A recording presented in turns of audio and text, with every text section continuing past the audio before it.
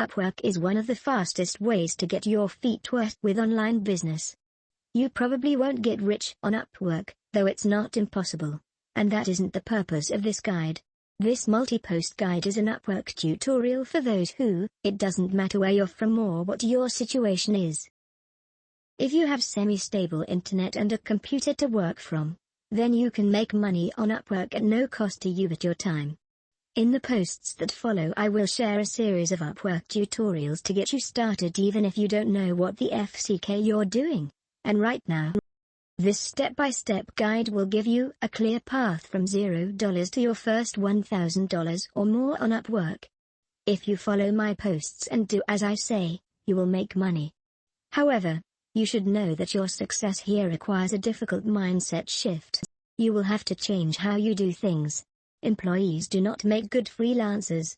So here are some things you should know right now. Freelance clients don't give a shit about your education and experience unless it backs up your ability to get the job done. Also, nobody owes you anything. In the freelance world, you rise to your own level based on how much you help people, and on how clearly you demonstrate that you can help people. Also, I'm developing a corresponding tutorial for my YouTube channel, and as such will be posting videos related to each post topic. You do not have to watch them to get the information because I will also post it in text here. Consider this: each day I will walk you through one piece of the Upwork puzzle. Step by step I will guide you to get approved on Upwork, get started, and make money. At the end of each post you will find a homework assignment. I would encourage you to share your progress and results either here, on my channel, or both, since it will encourage engagement that will send traffic to each video links to the forum, and to my channel, which is valuable for MJ. And for myself, and also promotes future comprehensive tutorials such as this one, which is valuable for you. There's only one way this thread won't become another action faking, analysis paralysis knowledge feast for you. To make anything useful happen, you will have to take massive action and get started. You will have to stop telling yourself every silly excuse. Stop being afraid. Don't let phantoms of fantasy futures destroy your dreams. So start today. Right now. Make a commitment. Commit to do this. Commit to act and to get started. You will start this today. You will take your first step now. And that first step is to determine why you are doing this. What do you want to come of this? To do that, your first homework is physically to answer all of the following questions. It's important to know why you are doing this. You can't be vague about it. I want to be a highly paid freelancer who creates value is not a good response for your why. You are doing this because you need to pay bills or debt, because you want to quit your shitty job, because you need money for your e-commerce business, because you want to travel and earn money from anywhere, because you want to support your family, because you want to earn full-time pay with part-time work from home.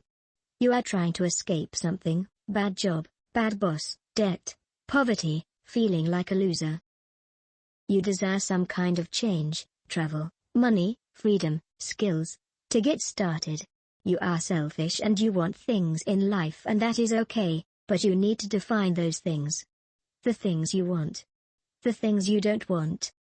Because it is those things that will help remind you why you set off down this path in the first place, especially when there's nothing but miles and miles of bumpy road ahead. That is your homework today. Post your response.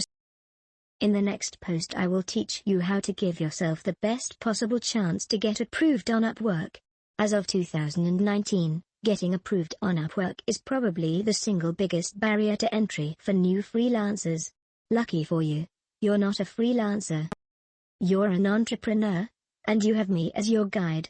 So follow this Upwork tutorial and commit to continue even when the long road makes you weary. If you do, you may discover the distance between sunrise and sunset isn't so far apart as it seems. By the way, this is the only mindset post. Get your mind right now. In the days that follow, we've got work to do. Thanks, Lex. I'm not starting from day zero, but perhaps I could learn a new tip or two to make my processes a lot more quicker and effective. This chronological formatting of things would be a lot more neater than the last two threads, which needed some filtering and copious minutes of reading. I myself have had quite an interesting brood of clients, some of which I did at lower prices, but the insights I got from them are simply life-changing. You get to see how they do their jobs, what they know about their industry, and most importantly, what they do not know, and sometimes you help them there. Okay, I see you've got homework. I'll jump in. To get a steady flow of cash that at least covers living expenses, plus some dough for fastlane prototyping and tests, until the time I can stabilize enough to find an investor, I wouldn't mind having client invites come regularly to my profile with at most a modest 5 figures assignments, with the lowest around few hundred. I foresee that I would of course have developed and mastered a niche, plus, if possible, a niche that is quite close to what I might do for my real fastlane biz. I'm not sure. Haven't really thought about that. For now, I just set a target of hitting my monthly expenses, which is around the 1,000 mark. After I hit it, then we'll see. Firing up the feedback mechanism loop can expand one's mind and goals. There's a lot of people who will pay the price if I don't succeed, but all I can think of now are my clients on Upwork. Maybe that's why I didn't really think of a grand goal to aim for, and only set them modestly. I just finished a gig with a business advisor, polishing up an article for him.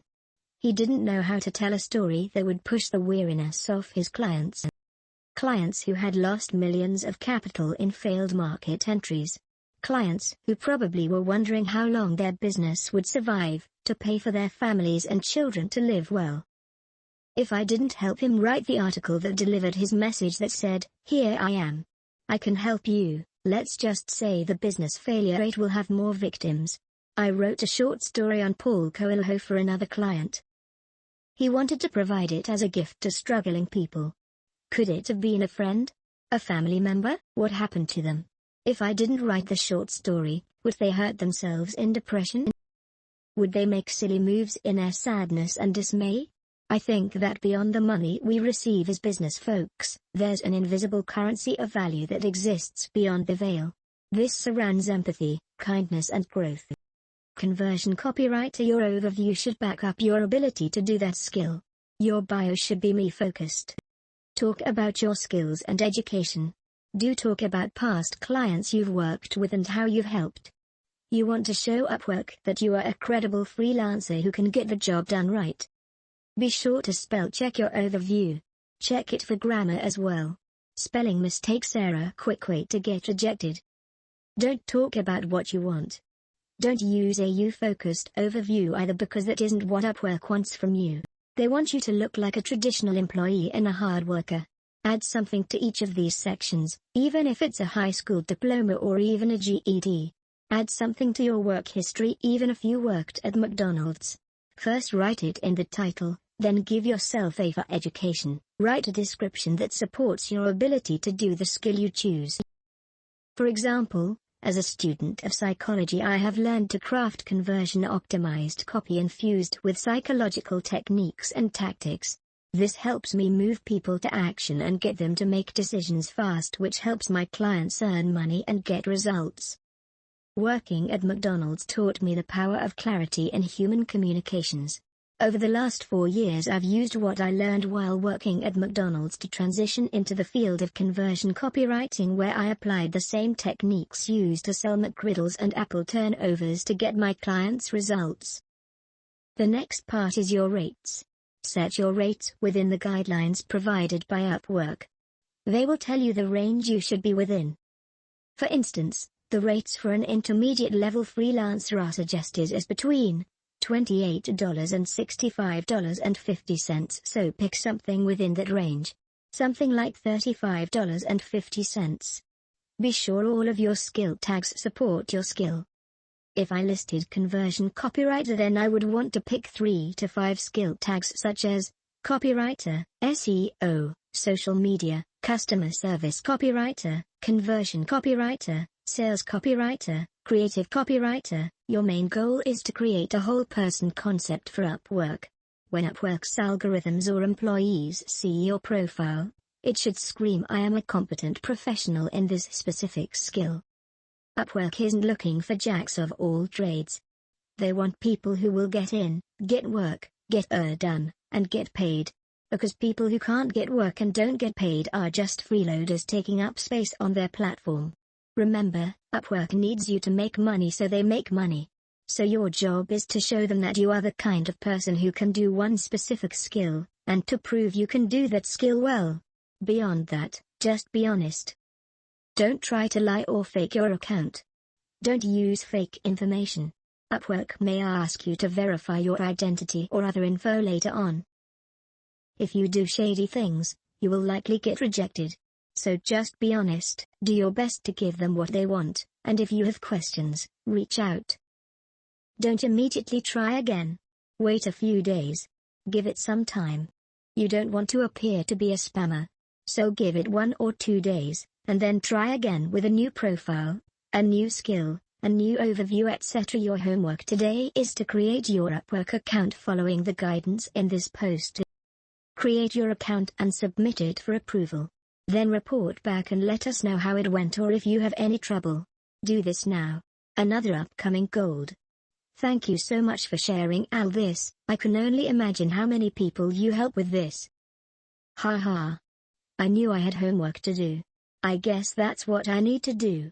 My present photo depicts me looking a bit stiff. Guess I'll try to take another new shot tomorrow. Now to think of it, I remember writing for my school magazine. Quite some killer fiction stories, although it's not copywriting. I'll edit again later. Tonight, the lowest jobs I'll be picking will be only intermediate, with the lowest priced jobs at least $100. Might not seem much, but when converted to my home currency, the transaction result will be crazy, even with the Upwork fees cut. I could immediately start going around local factories and even China, to an extent, getting supplies and samples for fastlane. Thank again Lex for some refreshers and tips. Really optimistic about this. Keep in mind these tips are for people getting approved. One of the upcoming lessons will be on how to build your profile to actually get work. This is just for giving Upwork what they want so they don't do an automatic rejection. I don't use a smiling headshot for my profile pic, but it's wise to use one to get approved. This is awesome. I've been thinking about this for a while. Thanks Lex.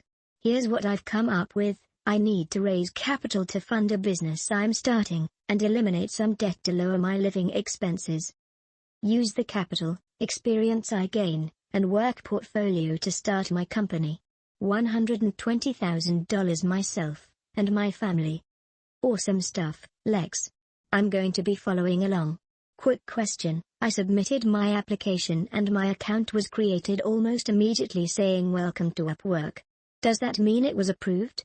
Must be some sort of algorithm if they were able to do it so quickly. If you can apply to gigs then yes. This is good to see. I just jumped back on the Upwork train last week after reading one of your posts the other week about using low-tier jobs to grease the skids. I already picked up 2 new clients yesterday, after close to 6 months away and a profile set to private. What you accept a job that turns out more difficult than a skill level and you have to return it? Would that destroy a reputation? No, there's a million clients out there. That particular client might not work with you again, but they just move on and get someone else. They don't have time to spend ruining your reputation, and it doesn't show up anywhere on your profile as far as I'm aware. I've done this several times when a client turned out to be too much of a pain in the ass to work with. I do believe they have a chance to leave feedback either public or private, so it's worth it to cancel in as nice a way as possible. If you charge high enough you could always hire out the work to an expert to help out and just pay them less and split the difference. Okay, I see, thanks. Edit, not to hijack. Looks like Lex already answered but I figured I might as well not delete it. There is public profile feedback after every job as well as a total, cumulative job satisfaction rating, which you need to hit 90% plus over time to become a top-rated freelancer, which can help out quite a bit in visibility and offers sent your way. Which means ideally you are only accepting projects which you have thoroughly discussed with the client if there are any doubts prior to accepting to ensure you can add value. However, if you can't complete a job you would take the same approach as you would anywhere else. Just talk to your client, Let them know you are in over your head. There might be other solutions, like you completing part of the project, having them adjust the deadline, or them bringing in another freelancer for help. Really, it's not the end of the world if you find yourself in a project you can't complete, as long as you communicate it well and in a timely manner. Lex, you're a rock star. Thank you for taking your to help us. Thanks for the comment. Hi Gina. To be fair, it's not my free time. I'm being paid by indirect growth of my YouTube channel in exchange for what I believe are high-value posts. YouTube of course runs back to my website for discount coupons on my other training programs, so some people may make their way back there too. Ultimately, I'd like those who consider my other courses to know it's worth their time before they invest that $10 and enroll. But I hope the posts here help you too. Yup, I've faced this before, and a call to Upwork was enough to return my account to public again. And usually that also means it's time to update the profile write-up and portfolio. Always oil your tired engine. I've tried putting links of relevant work in my Upwork portfolio directly in my proposal write-ups, not just attachments. I might write, here's some similar work I have done before, thought that my clients would be able to access them directly, instead of spending the extra 2 seconds to scroll down to get the attachments. Of course the Upwork system would remind me to use their chat for communications, even though the link is from their very own platform lol. Besides, some clients may actually like the rest of your profile, when you have sent them there. I have had 1 or 2 clients express that to me, so I guess something works. Would you suggest using VPN to appear from u.s/u.k? Apparently it's possible to use VPN, but I don't know the outcome of that. My guess would be if you're trying to appear to be from somewhere you are not, then it is likely to get you banned at some point, but I don't know anything about VPN. Probably best to ask that question in Upwork's community. Some great stuff for hustlers needing to make bread and the transition to self-funded income. Move to Notable. Was rejected on Upwork some time ago. What is the best way to get approved if I have already tried? What your first paragraph should do is, when I ask if they need help with, I'm directly stating that I do the exact thing they searched for. Since I asked a question, the reader is engaged. Since I said I have their attention. The second sentence gets even more targeted. If they're a dentist, then it's quickly becoming extremely clear that I'm someone who can help them. If you wanted to capture others, you could also state, are you a dental professional? That way your question would also apply to their office staff. When I mention them being and I'm reminding them why they can't do this on their own, and how it's hurting them. After that I describe and let them know that's what this is. Once you've targeted your audience, spoke directly to them, addressed their problem, and agitated their pain, now it is okay to talk about yourself. It mentally prepares the client to shift from talking about their problems to describing how you can help. We're creating a bridge for them to cross between the problem they have and the solution you will offer. After your greeting, you want to connect yourself as the solution to their problem. So introduce yourself, and describe yourself as whatever service they need. Then describe how you help people exactly like them to get similar outcomes to what they want. When I mention helping, I'm throwing out a number that says I'm credible. You could also name big dental clients you've worked with, or mention how much sales increased for other clients after getting your help. All of this builds you up as an authority and a professional. Alternatively, you could also mention your degree or experience. The final part of this section is bullets. These bullets are a chance to describe the outcomes the client wants. You may not know which one is most important to them. By describing several outcomes, 3 to 5, you have a chance to say exactly what they want to hear before they act. It's kind of like offering a child a new toy, an ice cream cone, and a video game if they clean their room.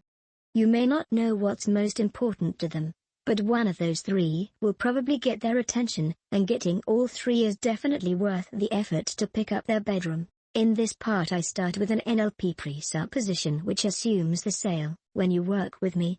More importantly, I set expectations that show I'm a professional and make it clear what will happen once we go forward together. Clients have a lot of fears about working with freelancers. They've often had bad experiences. So address some of those things. Fast communication, fast turnaround, a clear picture of next steps and what the client will come away with at the end. Always close out your bio with a call to action. It should be a CTA to contact you in some way, shape or form.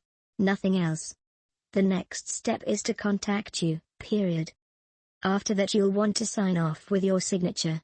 There is no wrong way to do this. Only more or less creative ways. Use something that makes sense for the kind of person you are speaking to. Don't use a creative signature for the sake of being funny or creative unless that's what your audience expects to see. The PS section is optional, but I like to use it as a last-ditch effort to grab client attention and say one more thing that might be the weight that tips the scale.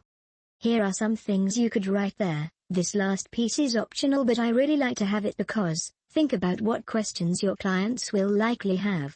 What limiting beliefs do they have that would stop them from contacting you? Try to answer those in your FAQ. Alright. That pretty much wraps it up for your bio.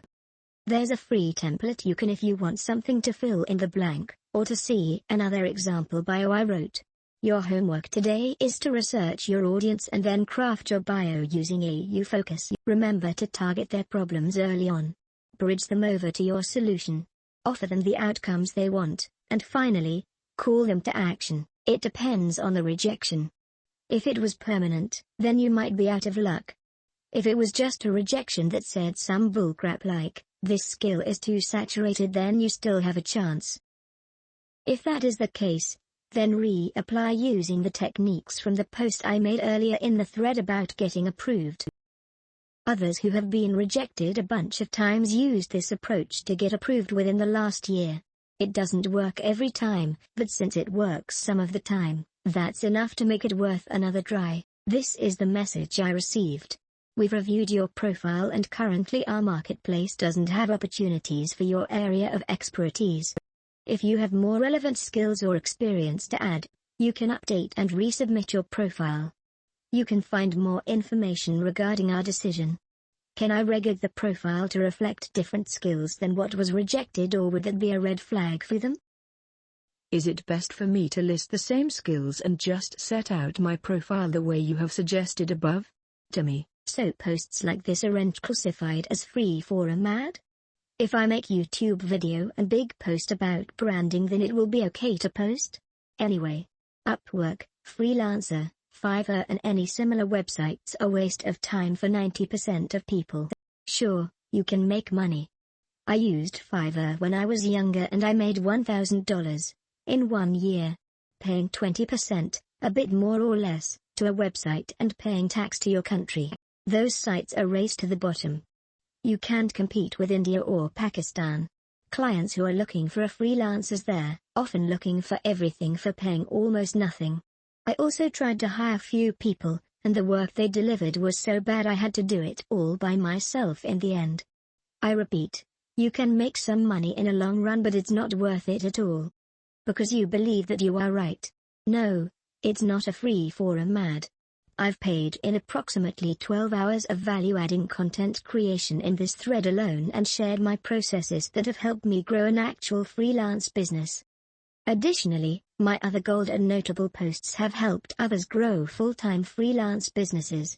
I've shared step-by-step instructions on how to do this. Where have you shared anything on this forum that taught people how you built any business? Where have you shared actual steps that grew your own business?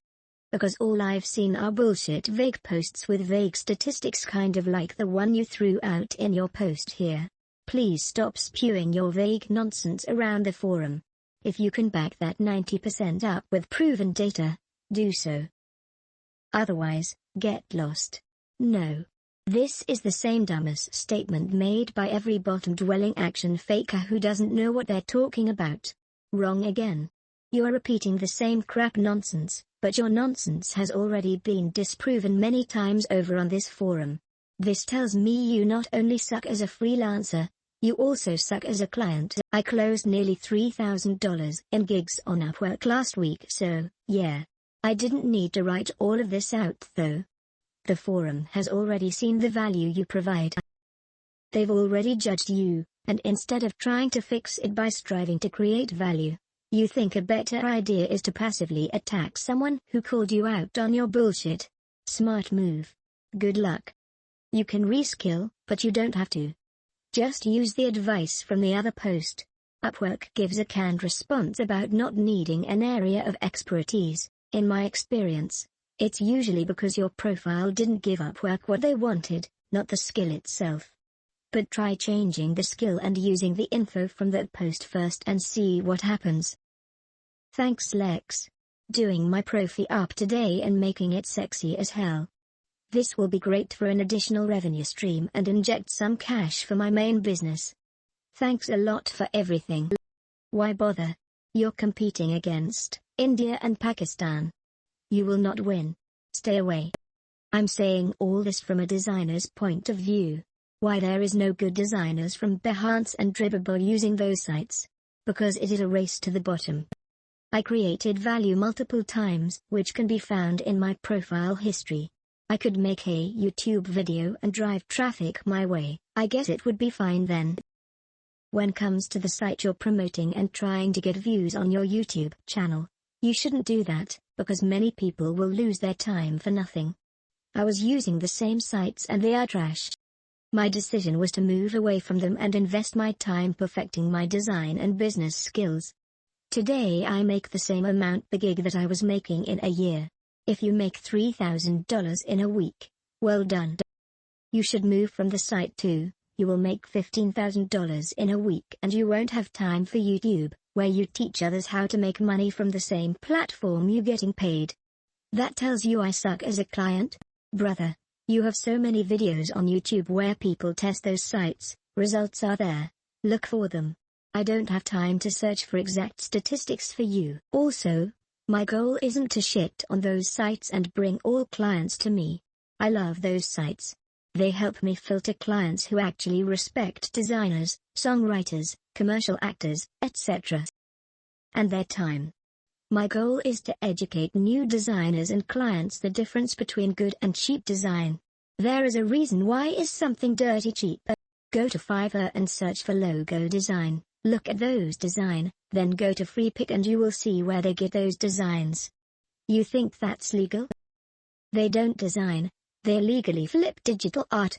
You are talking about statistics, I would love to share it, but unfortunately there is no clear ROI with design. That's why many people don't care about it, which doesn't mean it's not important. Go to Reddit and you will find posts on a daily basis, people posting logo requests how they need new one because they get shit on your sites. Do you believe in phrase those who can't do, teach? Why did you include your YouTube video here, LOL India and Pakistan? That's awesome. My English very good, me do well here against them. That is so not meant to be racist in any way, no one take it that way please. Hashtag blockade for being an ignorant time wasting spammer moron. Also, I recommend everyone else block too because instead of adding value to the thread, he is actively working to clutter it with useless garbage to devalue it and waste your time. Bookmarked for later, your content is gold Lex. Thank you. Took a very basic attempt at Upwork a couple weeks ago, but got my application rejected. We'll give this a good read and see if I can get past that. This is a great thread, to be honest. It doesn't matter if Upwork how freelance is your option or not, it has a lot of value on the topic that wouldn't be easily found anywhere else. Keep going dude. Okay, so I followed the guidelines and I still got rejected. I will try again in a couple of days. Is from Melbourne, Australia, so that tells me maybe it's not just because I'm from a third world country skeptical. It's hard to say what factors Upwork is considering now. I used to think it had to do with location, but they seem to have tightened their requirements on who they let in. Even people from the United States are getting rejected pretty regularly now. Check very carefully for spelling and grammar errors, and consider listing one of the skills Upwork has a lot of need for if you know enough about one of those areas to sound legit. Just noticed at the bottom of the page they also list relevant Udemy and other courses for getting training in those skill areas. Someone was asking about where to get skills training yesterday. I just had a quick look at Upwork out of curiosity, searched for Flutter, a framework to make mobile apps, quite niche, and had a look at a couple of examples. 1. A $100, fixed price, post asking to add a bunch of features to a custom plugin. This obviously takes a good amount of hours. 2. Website plus customer app plus merchant app plus admin app plus of course ordering online, all for $1.500, fixed price, which is ridiculous. 3. Android app to order good with admin panel, so 2 apps really, plus a backend, estimation arrival time and other advanced features. $200, fixed price. This even beats the previous example. Most of other examples at a quick glance were similar. Given that there's been some talk about prices, I got a question. Maybe they'll be answered on future posts. Sorry if that is the case. Is it common for clients to set an unrealistic price? I mean, is it common to ignore the price, apply and renegotiate with them? I'll address these concerns in a future post. But we can chat about it now too. To put this in perspective, let's reframe the situation. Imagine your fuel pump goes out on your car today. You need it fixed, but you don't know how much it costs, but you definitely have to get it fixed because it's your only transportation. So you post an ad in a Facebook group and offer $50 for someone to fix it. You don't offer $500 or $5,000. Why is that? Because you'd be a fool. But unless you're a mechanic or you've worked on cars, you don't know what actually goes into fixing a fuel pump. You don't know the hours, the parts, or even the difference between someone who will do a good job or a bad job. All you can judge others on is your first impressions.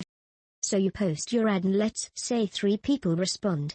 Out of those 3 people, 2 are willing to do the work at your price. But one of them doesn't speak your language.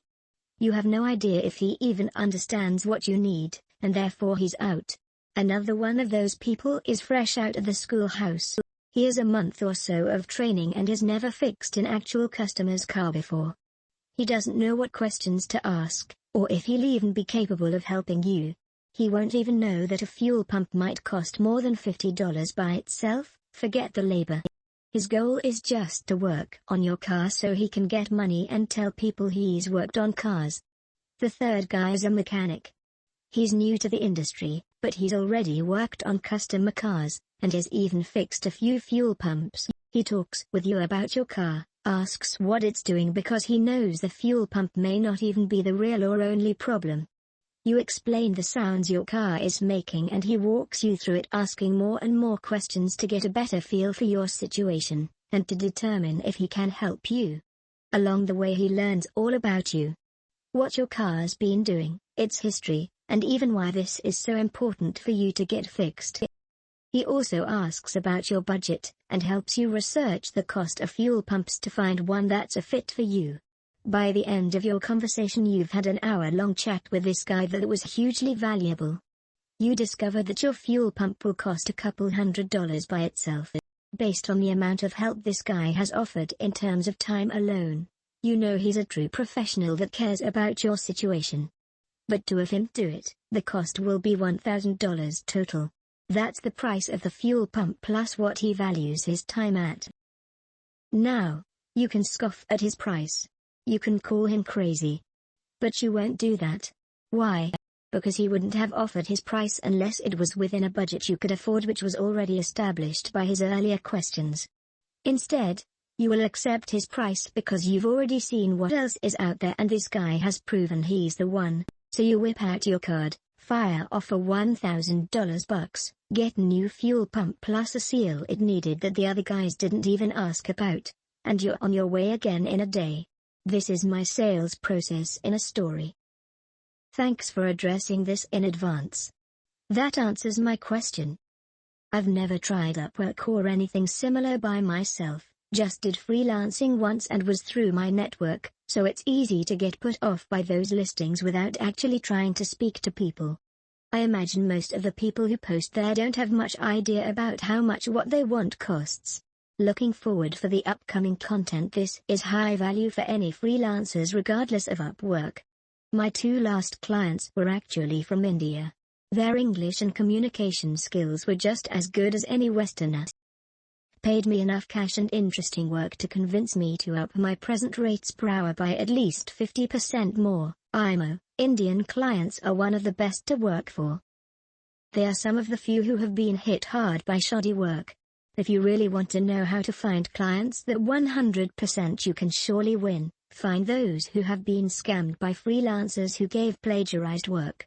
You can see their client reviews at the bottom of the job description. Then write your proposal to counter these market failures, put the relevant samples, and wait for fireworks. But I understand POF, flawed as it may be. I'm already edging away from freelancer because their pool of clients are simply impervious to you-focused proposals, plus their job descriptions aren't thorough enough for the best freelancers to offer pro bono advice. A huge number of the clients there are not payment verified, and have pretty shoddy freelancer reviews. Upwork at least monitors and cuts down on these things. Plus there's very little entry barriers on freelancer. Unlike Upwork's approval system, any Joe can go onto the freelancer platform. Whereas on Upwork, high-dollar clients are already there. I've actually never seen their caliber on freelancer, the most I've seen was $2,000 for programming. So yeah, it's just a matter of going to where the good market is. Done much of these stuff already. I might update my own profile again though to add a Q&A, forgot to do it, although I've added one for my old versions of my Upwork write-up. Instead, I use that space to write a simple 3-step procedure that explains to clients how they can expect to receive value from me. Basically something like this: 1. They can sometimes differ from what they are asking for. 2. I do this regularly with writing clients, by attaching comments in my Microsoft Word, pointing out why I put that change or cut that paragraph. I've noticed I can respond to clients within minutes, or seconds, so I could add that as an additional guarantee. 3. It's not my to scold, but many clients need that information and guarantee of a consistent service. BTW, I've popped by at your NLP copywriting bio. Very simple, and very straight to the point. Love it. Yup, I did that. Started out doing data entry, and now moving up as a copywriter. I think I could have started out doing short stories as well as sales letters, and emails can make use of that skill. But I'm in a kind of a hybrid state now. I'm doing a bit of resumes and business articles on the side, which aren't 100% direct response stuff. Not again. Welp, this means this thread is going to be a lot more dramatic. I've just gotten an invite for an email job with a starter pay of $400. $400. If there's recurring jobs, it'll go up to $700. Very close to the 1,000 mark. When converted to my local currency, it's like a few $100 more than my monthly allowance. Crazy. What's even better is that my client is Singaporean. My first client was also Singaporean. So I have an advantage. I've worked with his kind of people before. My first gig, data entry, was for an educational company. This new gig is also for education. Effing crazy. We'll send in my reply and see how. It's like 2/3 hours since he sent me the invite. I had better fire my reply fast. Thanks, Lex. Those threads are simply life-changing. Thank you, Lex, for this thread. Quick question: as I know you were in the same position, I was already on Upwork but deleted my account. If I'm going to sign up again, that's against their terms of services.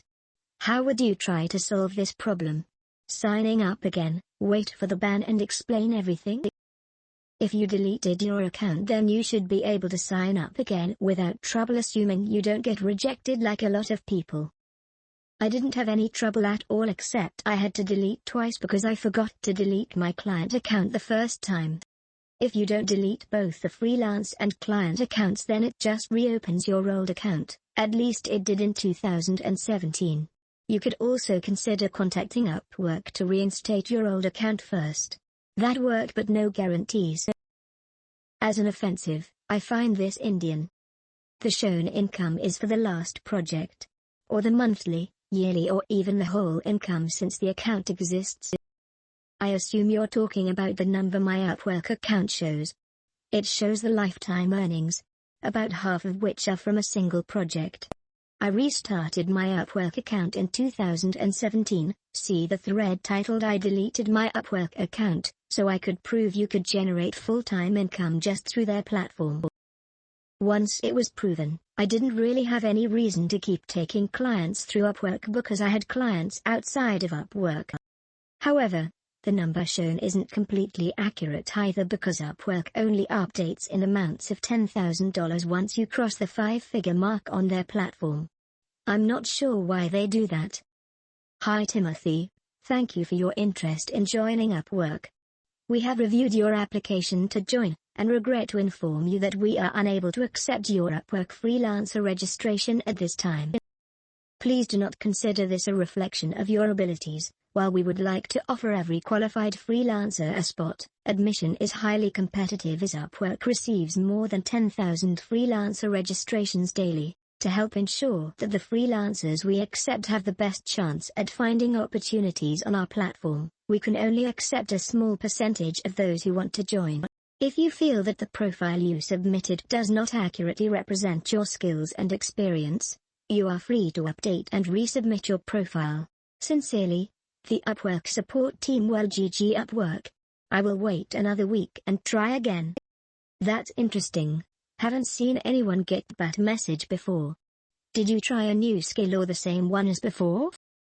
My last profile was sales dominant skill-wise, with business development and customer service listed also. This time I zoned right in and made my profile 100% customer service and got that message. Next time around, should I switch it up, do you think, and list another skill? Yeah, based on that message I think trying a different skill would be worth it. See the skills index link I posted yesterday above. Maybe try for one of those. A skill I recently saw from the old index that I don't think was listed on the one above is lesson planning, which has to do with planning lessons for online courses or for other kinds of instructors. Even though it's not listed on the index, it's still an in-demand skill that wouldn't require a lot of technical knowledge to write a good profile around. Might be worth a shot. Thank you so much for this post. I will get from it as much as I can. I closed my eyes and answered the questions, so that's the homework. Because I'm a young 18 years old guy, I want to learn myself new things and do as much as I can. Use my experience, look at fails and good things that I have done. I need to be able to make about $3,000 per month to come back to my home country and have enough good life for me. $100 per day. I am the one who takes a risk. Hi Lex DeVille, how are you? My name is Matthias and I wanted to join Upwork, but I live in Brazil, and I do not get on so well with the English. Would that be a drag on me to follow in this business? Only if you think it will be. I understood what you were saying well enough. You may want to consider a skill that doesn't require strong English. Anything you can build, design or create. Websites, logos, illustrations, music, landing pages, email funnels, anything that doesn't require writing basically, as long as you can communicate clearly enough to understand the client and deliver what they need, then clients won't have a problem working with you. My profile was approved immediately, but I've got to figure out what my niche is going to be. I've been jack of all trades for many years, except in one area, legacy systems migration, but there doesn't seem to be much demand for that specialty on Upwork. There are 3 kinds of images I use for my portfolio pieces. Before I share them, you should know that you should use whatever makes the most sense based on the skill you offer. For example, as a copywriter, my portfolio pieces usually have samples of my copy. Most portfolio pieces can be made in AI for free. Either add text, images, or text and images to create a sort of case study. However, you don't have to do this if the copy, design is already visible on a website. You can just link to it in the portfolio piece. As for specific pieces, give clients what they want. What kind of clients do you want to attract? If it's real estate clients, you'd better have real estate samples. Think about what your clients are specifically looking for. Does a client looking for a direct response sales page want to see creative poetry? No. They want to see sales pages and landing pages using direct response style. Give them that. If you don't have past clients, then you need to make sample portfolio pieces. Here's how. Basically just make some samples. There's no requirement that they be paid work. A lot of people get hung up on this for some reason. Don't let not having clients stop you. Create something to showcase what you can do and then load it up. Once you create your portfolio pieces in Google Docs, then because it looks nicer in your portfolio, use something.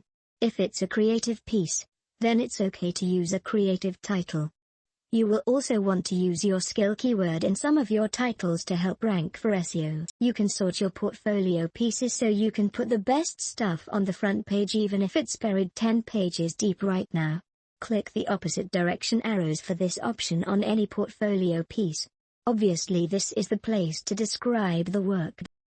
Be sure to add something in there.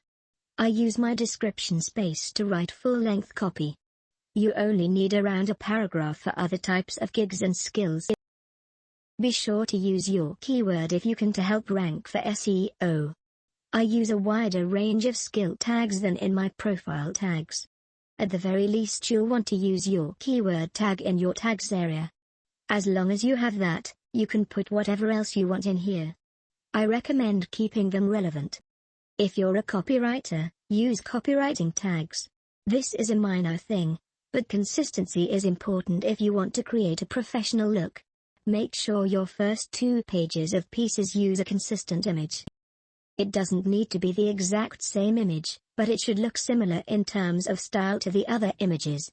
For instance, my images all use my brand colors. It shows the client that you have your shit together.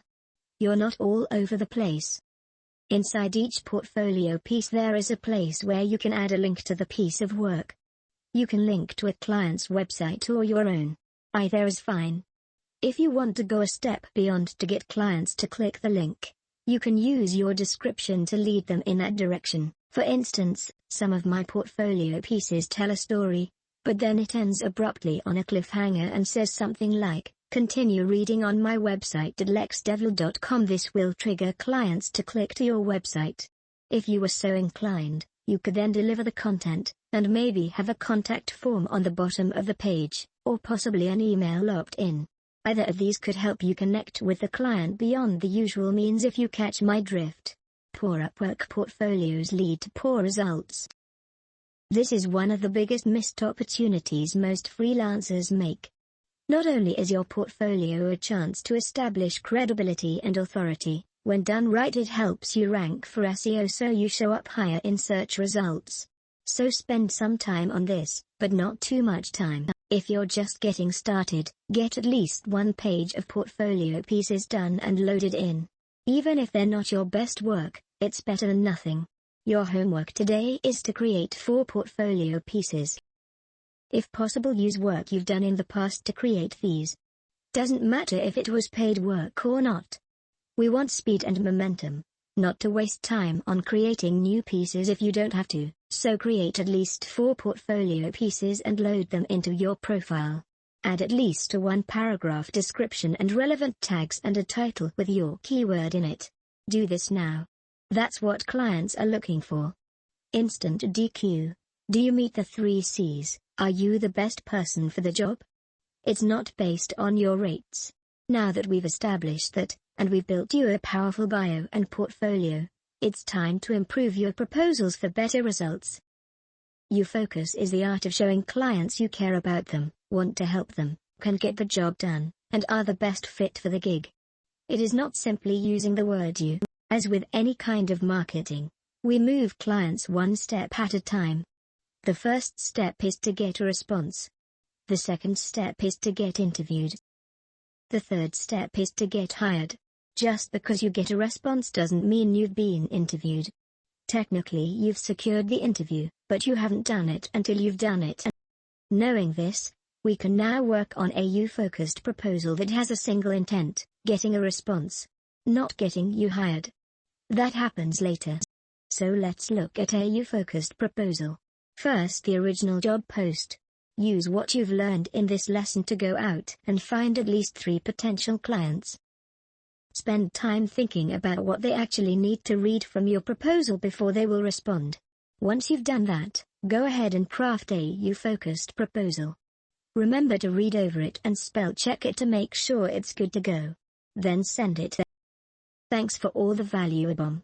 Lex, it's a bit difficult wrapping my head around this. I used a metaphor to show them something different by talking about a sea of sameness. If I wasn't doing this on video and distracted by that, I would spend even more time forming a more relevant idea for this particular client. Is the utility here the metaphor? Only for this particular client. You need to show clients why you are the right person for the job. If I were applying for a web design gig, then using a metaphor isn't going to demonstrate what I know about design or that I can help put together a website. In this case, it would only serve to help communicate an idea. Alright Tom, so far you told me you need help with email copywriting, sales funnel automation, and Facebook ad copy as well as copy for your website homepage, right? Yes, that's right. Great, and I can help you with all of that. To start, I'll craft an email series that we can turn into an automated sales funnel, and then we can run Facebook ads to a landing page for opt-ins to build your list and put your sales on autopilot. Sounds great. Great. I can get started immediately and can finish the email series in 1 week. To have me do this for you, it's $5,000. Pause. Do I have to pay it all at once? I offer split payments for some clients. You would need to fund and release the first milestone for half, and the other half will be due on delivery. Sound good? Okay, I can do that. The end. There's a lot that goes into sales, even though it's relatively simple. I'm short on time and trying to sum all of this up in a single post, and it's not easy to do. I don't have time to go back and cut it down to size properly, so if you have questions about sales or any other part of the Upwork process up to this point, please feel free to post them in a response to this post. I will follow up. Prepare yourself mentally to get on live calls if your goal is to make big sales, or if you're just doing this as a side hustle. Practice what you will say in text chat to move clients forward toward the sale. Everything you say to the client pre-sale should be focused on moving them toward that sale. If sales were a 5K, you would kick off at the starting line and run toward the finish line. The finish line is where the sale happens. In between the start and finish line, you put all your effort into getting to the finish line. If you quit too early, or don't push hard enough, or break your ankle, you won't reach the finish line. Pace the client. Run with them. Always stay focused on the next finish line. This works on calls and in text. Set a goal. Go toward that goal, run at the client's pace, and cross the finish line when you get there. I got accepted using your video, but how do you get jobs with no feedback? No one is going to hire someone with no history. In on this. 1. Why are you doing this? I need to get my mindset right on earning money. I need to earn at least enough to cover my debts on my own instead of as an employee. Then I can get the ball rolling with my own products by having momentum. To stop the debt collectors from calling, get my own place and fund my new supplement product, formula. 2. Describe your end game in specific detail. Have a passive income supplement, nutrition brand, and get into biotechnology. 3. How much money do you need to earn to make this worth it? Earn $3,000 a month for debt and $20,000 for starting business. 4. Who are you failing if you give up or don't succeed? Myself, past me, and future me. Also anyone who has had vested equity in my growth thus far. Also, Lex, of your courses, which one is the best to get started getting jobs on Upwork?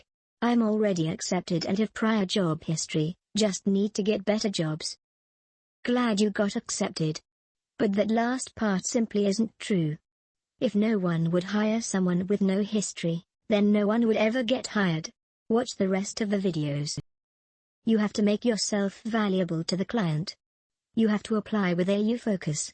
You have to make offers they can't refuse so someone will give you a chance. When you have no history, you have to be smart and strategic. Just because you don't have a lighter doesn't mean you can't make fire. Pull from other resources you have. It depends on which area needs work. The proposal course will help you land more interviews, so if you need more responses, That's the one to start with. But if you get plenty of responses but just don't get hired, then go with the sales course. Ultimately, the ability to sell yourself on calls is how you get the best jobs. Proposals only get you to the interview. They rarely seal the deal. Can personally vouch for this thread. I implemented the methods Lex provides and have received more responses to proposals than I ever had previously. Note, I moved to the other side of the planet to finally make a big change in my life. The following was written spontaneously, whilst enjoying a good cup of warm coffee, eating some sandwich calientes and being burned by the South American summer sun. It's barely edited and in its purest form. To be honest, I did not believe I was going to write this much text. But it did feel good to write all of this down. My goals are clear now, to be free from the life I had before this, to be able to travel, enjoy myself and earn money. I want the money so that I can keep doing just that. So that I can start creating other products that will lead to fastlane freedom. To build products that can help other people. To fund other friends' projects. To be an inspiration to other people and show them there is always another way. To bring fun, joy and good times to the people I meet and love to hang out with. To prove my family that I was right. They trust me, but I want to prove to them that this trust was well placed. I cannot return empty-handed. Freedom to travel while working. To have my living expenses covered. I can travel all over the world. I'll visit this really cool girl I met a few weeks ago but I had to part ways with. She lives on the other side of the planet, lol. I can now work more on fastlane projects without having to worry too much about making a living. During travel, I have this amazing time with people from all over the globe. I share experiences and learn from those people's experiences. I learn a lot more about people in general, about their problems, wants and needs. I buy Lex a bottle of vodka. I successfully made an exit by selling my company. My parents will know nothing but peace and freedom as my dad finally gets to live near the beautiful fjords of Norway, where he can spend the remainder of his life enjoying nature to the fullest, as he has always wanted. My mother and her girlfriend can finally retire at their new home in the south of France. My most passionate, hard-working, game dev friends will finally have the funds to go for their dreams, namely creating the games they want to, and getting paid for doing so. Me? I will visit all the corners of the planet. I'll continue meeting new people every day. Help others out with their problems. Also making them realize that life should not be taken so seriously, it's just a game after all. Never again will I have to numb myself with alcohol, video games or porn. I finally have built the life I am proud of. A reality I do not want to escape. I will create my own fun side projects. Maybe I'll keep doing entrepreneurial ventures for the rest of my life. Who knows? I'll learn Spanish and Portuguese. I'll force myself to forget French. All will be good. I'll be an inspiration to everyone willing to look further than the word luck. I'll master the piano. I'll dance like crazy to my favorite 80s songs with a big smile on my face, realizing that I've just bamboozled all the naysayers. I will spread love and joy to all my friends and to all the people I meet. My friends and I are going to go camping all over the world. And one night I will feel like being cringy, look at the stars and say, my destiny is my own. I made some very rough calculations. 30 million USD. I will fail my current friends, and also my future friends. My parents, as their trust in me would have been misplaced. I would fail myself, to disappoint those people stated above. To be locked to one place. With only a set group of people. When I'm on my deathbed, I look back and see regret.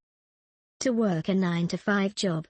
To be bound to a job, a boss, or to be subject to someone else's reality. To let my fears, doubts, and insecurities control me. To waste my life. To give someone else control over my life. Alright. That was a lot of I's and me's. Really interesting how that works. I stumbled across thread, to signature, to course, and ended up buying one plus subscribing to it all organically per se. Just interesting how it all adds up / Would I have a good chance of getting approved if I don't have any skills other than English being my native language, no work history or college degree? you'll have as good of a chance as anybody else. Work history and education are only supporting factors. It's up to you to make yourself look credible to Upwork so they'll approve your account. What skill are you planning to offer on the platform? I suppose SEO/data analytics, but I have to learn how to do them and fast. WordPress is also an option, but I feel like that's too much of low-hanging fruit that's already been taken. I want to give this a try. My Day Zero homework. 1. Why are you doing this? I am doing this because I am simply going nowhere fast. I work 2 jobs, a full-time and a part-time job, and it is a lot of work, with little pay, and I honestly don't want to be doing them for the rest of my life. I want to make some real money, so I can pay down my debt, save some money, get out of my parents' house and get my own place, and start some kind of business so that my life can go in a better direction. 2. Describe your endgame in specific detail. I honestly couldn't describe the endgame in detail. I have no way of knowing if I can get there. I want to have my own business, which is either my own video game company, an online fastlane business, or both. The key is money. The key to everything is money. And you have to work really hard for it. I'm doing whatever I can to make my life better. 3. How much money do you need to earn to make this worth it? If we are referring to doing the work on Upwork, I'd be content with $1,000 or $2,000 a week. 4. Who are you failing if you give up or don't succeed? The only person you're ever failing is yourself. This question is very obvious to me. I don't need to be asked it, because I already know the answer. I do have a question for the creator of this thread, Lex DeVille, if you don't mind a moment of your time. I have no skills. I have an associate's degree in computer information systems, networking, which was a waste of time because I didn't take college as seriously as I should have. I have 2 certificates of completion in a trade school, plumbing 1 and 2. And I know how to do ROM hacking, which is reverse engineer old Nintendo games. I know some C++ programming, but the plumbing and networking, I don't have enough experience in them whatsoever to be of any use to anybody. My work experience is all retail. Not much skills needed there. I am good with customer service and stocking shelves because of my 14 years of retail experience, but nobody is going to pay me more for doing that. I read ahead to day 1 assignment in creating an Upwork profile, but I wouldn't know a single skill that I could put on there to make me be of any use to anybody. I do have some copywriting books that I bought a year or 2 ago. I only read a couple of them, and I didn't finish one. I read the Boron's letters, and the marketing, sales psychology part of copywriting. Do you have any advice for someone like me, whose only skill set is in retail? Would you recommend that I go back into those copywriting books? I've been currently reading my CompTIA A+ book, to get the A+ computer tech certification, but the last 2 weeks it has been put on the back burner because of all of the hours I've been working at my 2 jobs. I am so lost and frustrated. I want to do the day 1 homework assignment, but it says to post a specific skill, but I wouldn't know what to put, which is why I'm hesitating to do it. Any advice? Thank you for your time. Yes, I have advice. You need to work on your mindset, not your skill set. You've got an excuse at every turn. Limiting beliefs in practically every sentence. If you don't know what to list as your skill, you have to figure out how to solve that. You disproved yourself in just a few lines down. Actually, this is a useful credibility marker that can help you land gigs. You don't need experience to plunge a toilet, although nobody will hire you to do that online. There are apprenticeship programs to help you get experience. There are also people who hire people straight out of school for jobs like plumbing and are willing to teach them the ropes. But would you hire someone who walked through the door with an attitude of sales, customer service, answer questions, answering phones, decision-making, promotional marketing? Nobody is going to pay more for sure. They would pay me a lot more even without experience because I would just use that skill, sell myself, and make it happen. I'm not going to tell you what to put in there. You need to develop resources for problem solving because you will need them for freelancing. Ask yourself questions. How can you go about finding a skill to list? What skills do I already have? What skills could I possibly learn? What skills are even allowed? How can I find out what skills are allowed on Upwork? What ways could I figure out what clients might need on Upwork? What am I most interested in doing? How can I best help people online? But don't just ask yourself questions, find answers. This is the single biggest determining factor between someone who makes it as a freelancer and someone who is just wasting their time. If you can't ask questions and answer them on your own, you can't win at freelancing. You can't win at business. You can't win at anything until you start to learn how to solve problems. Search for article writing jobs, filter them so you only see the entry-level ones. There are always people who are looking for native English writers to write on a number of topics, and generally they specify they are looking for newbies. Their request will have a line that says this job is ideal for people who want an easy 5-star review to get started here on Upwork. Incredible topic. Lex, I've been working on Upwork for a bit at this point, and I'm going to share my experience on here. I started my Upwork journey in September 2018. I did not take it too seriously, ended up only doing 2 jobs, one of which I never got paid for, and gave up on the platform in mid-November after spending all of my connects for each of these 3 months to no avail. Then in December I got a mail saying my account was set to private, and that I would have to ask the support to get it back to public. I was a bit upset at the whole situation, but I simply sent a ticket and the automated system turned my profile back to public. At that point I told myself might as well try this again, why else would I bother reactivating my account otherwise? I reread Lex's original Upwork topic, I armed myself with humility, watched a couple of his YouTube videos, and tried my best to craft as good of a proposal I could. I almost instantly found a job that paid $30 per hour. I was speechless. Someone was willing to pay me, a literal $30 per hour, without even being entirely sure if I was actually able to do the job. I finished the job in 2 hours, thanked the guy, and that was it. Unfortunately, the following 2 months had no moments such as that one. I have done a lot of smaller tasks, I've even dabbled in some article writing just to earn some cash and build up my skills. Translating was still my main focus. I revamped my profile, and tried to make it a bit more interesting. I now found a new client that pays decently, and it's repeated work. It's not enough to live on or anything, but considering the amount of time I need to put into this client, it's absolutely worth it. They are a pretty big company too from what I can see, so this will give me a boost of credibility. This was about a month ago. The client seems satisfied with my work, and I've kept writing articles and doing other smaller translation jobs. Up to today, I now saw this topic, and realized how terrible I have been at this whole Upwork thing. I'm still accelerating overall. I earned more in March than in the 3 previous months combined, but I wonder how much faster this could have been if I knew what I know now thanks to this topic earlier. My profile was my weakest point. I have now rewritten it completely again, and this time I am 100% satisfied with it. It took me 2 hours. Previously I added extra categories to cast a bigger net, but I just now realized that bigger nets scare away the fishes I was trying to catch.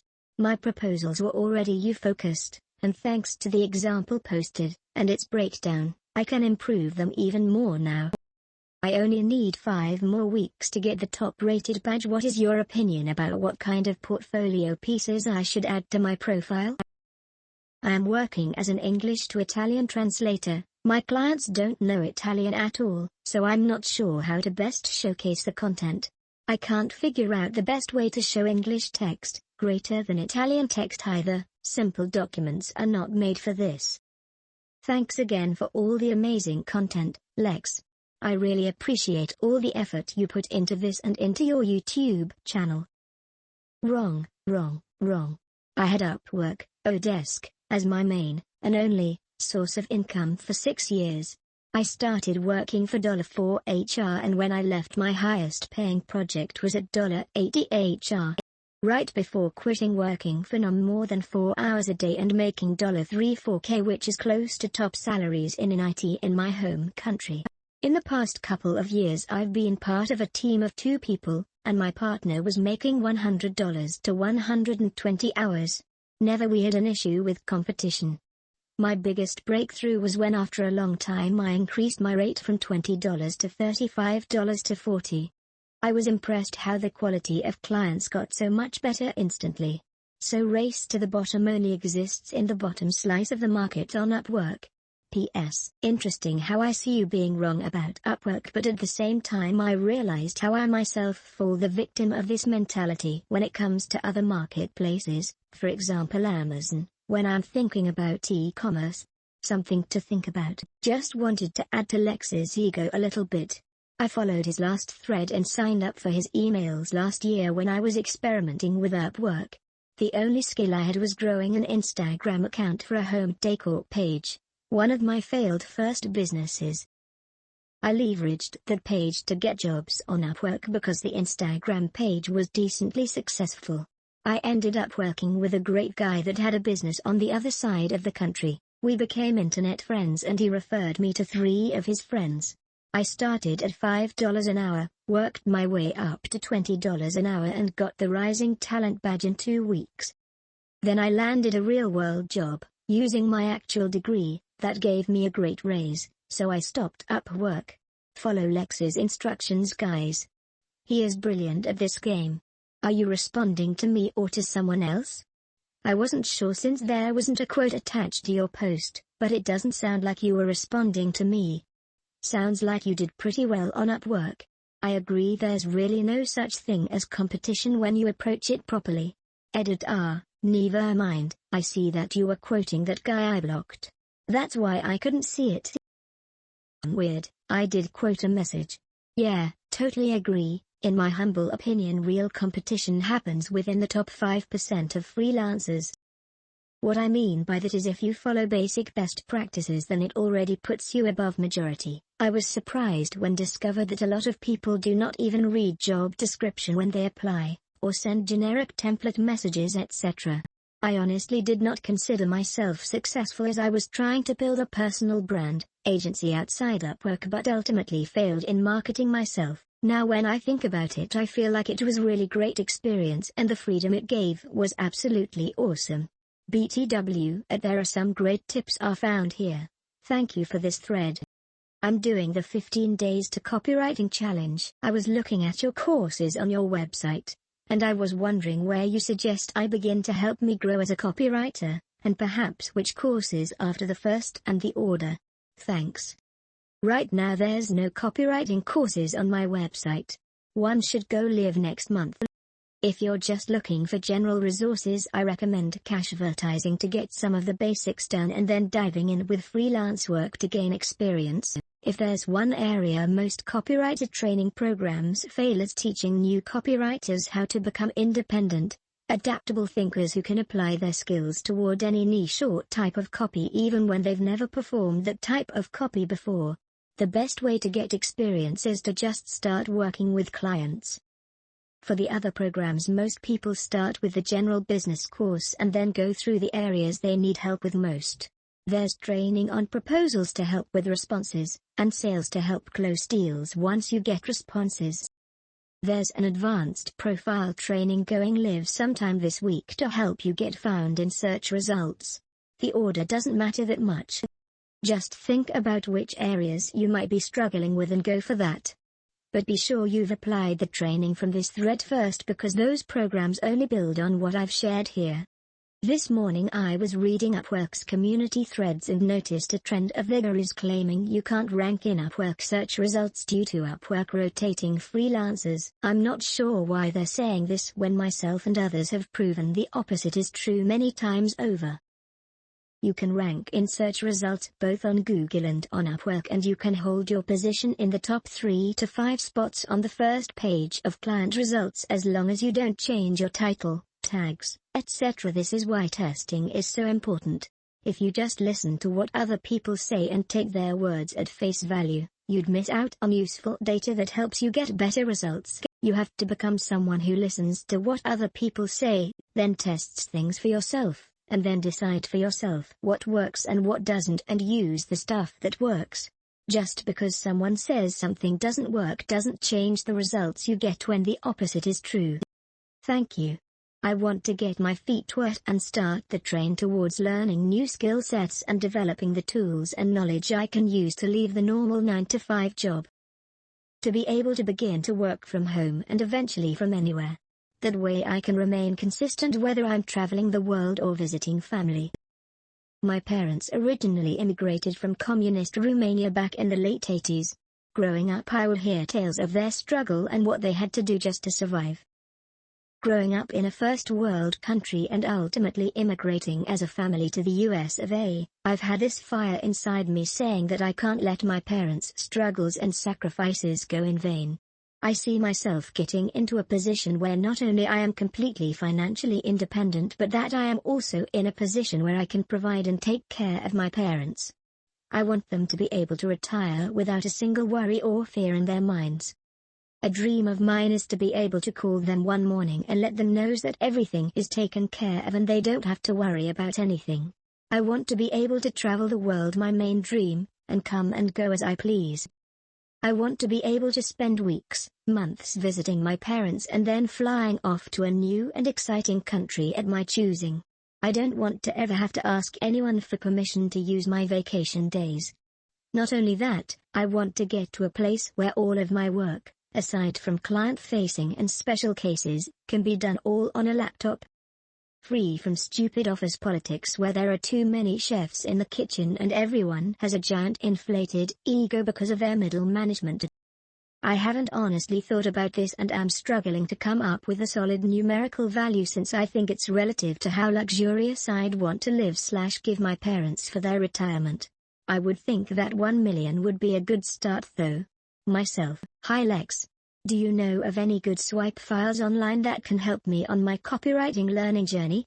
I will build my own, but looking for a start. Thanks. Nope. I don't use any swipe files. Virtually all of my copy is tailored for the individual audience from scratch. It's not plug and play. I create my own layouts and structures and then split test them to see what gets the best results. If you work with serious clients you'll have to split test your copy anyway even if you use a swipe file. I'd rather use my own styles and structures that have worked for me and start from there. That way I never rely on other copywriters and avoid accidentally getting sucked into their bad habits. For instance, if you join 20 female coach mailing lists, at least 10 of them will start their emails with, "It came across as authentic for the first couple of people who used it. But now it's stale." Yet they, or their copywriters, continue to use it all their time. I don't study other copywriters. I'm a rebel. I break systems. People study me. Not the other way around. Good advice if you've been in a game a while. But for those just starting out, wouldn't recommend it. As I think the saying goes, you've got to learn the rules before you can break them. One time I switched lanes while passing through a green light. Had no idea it was against the law. Still got pulled over. So no, you don't have to learn rules to break them and you don't have to learn copy to write it and get results. Always such a detailed response. Thanks for taking the time to share your thoughts. That's precisely why I was asking for a recommendation. Don't want to pick up poor habits. Was hoping you had quality swipe files. Well thanks. From the ground up it is. The one caveat I always add with comments like this is to use what proves useful for you. If you try swipe files and you start getting good results, then by all means use them. My methods work for me and they've gotten good results for others who had similar goals, but that doesn't mean they're the right way or the best way for everyone. Gotcha. Will use it until I get the hang of things. Was looking at your Upwork profile. Man, if I can be half as successful as you, that will provide enough to live while I work on my real fast lane ideas. At the moment, you're my Upwork role model. This relates back to my earlier post on my progress thread. My client just wanted me to write emails following the control, instead of exploring better angles that could rope in more educated and serious customers who would pay more. Eugene Schwartz's market sophistication. Another reason to let him go. Even Danny Margue is said something like this, Put all the classical copywriters together, and they will all write different copy for the product. They are all speaking about the product in their own way and own words. Day 1 complete, got approved. Will update with more. Thanks, Lex. Why are you doing this? To become self-sufficient. My mother is supporting me right now and things are getting tougher. If I don't make this work right now, I will have to get a job and thus lose time and energy to work on my fastlane idea. Already started, much to do.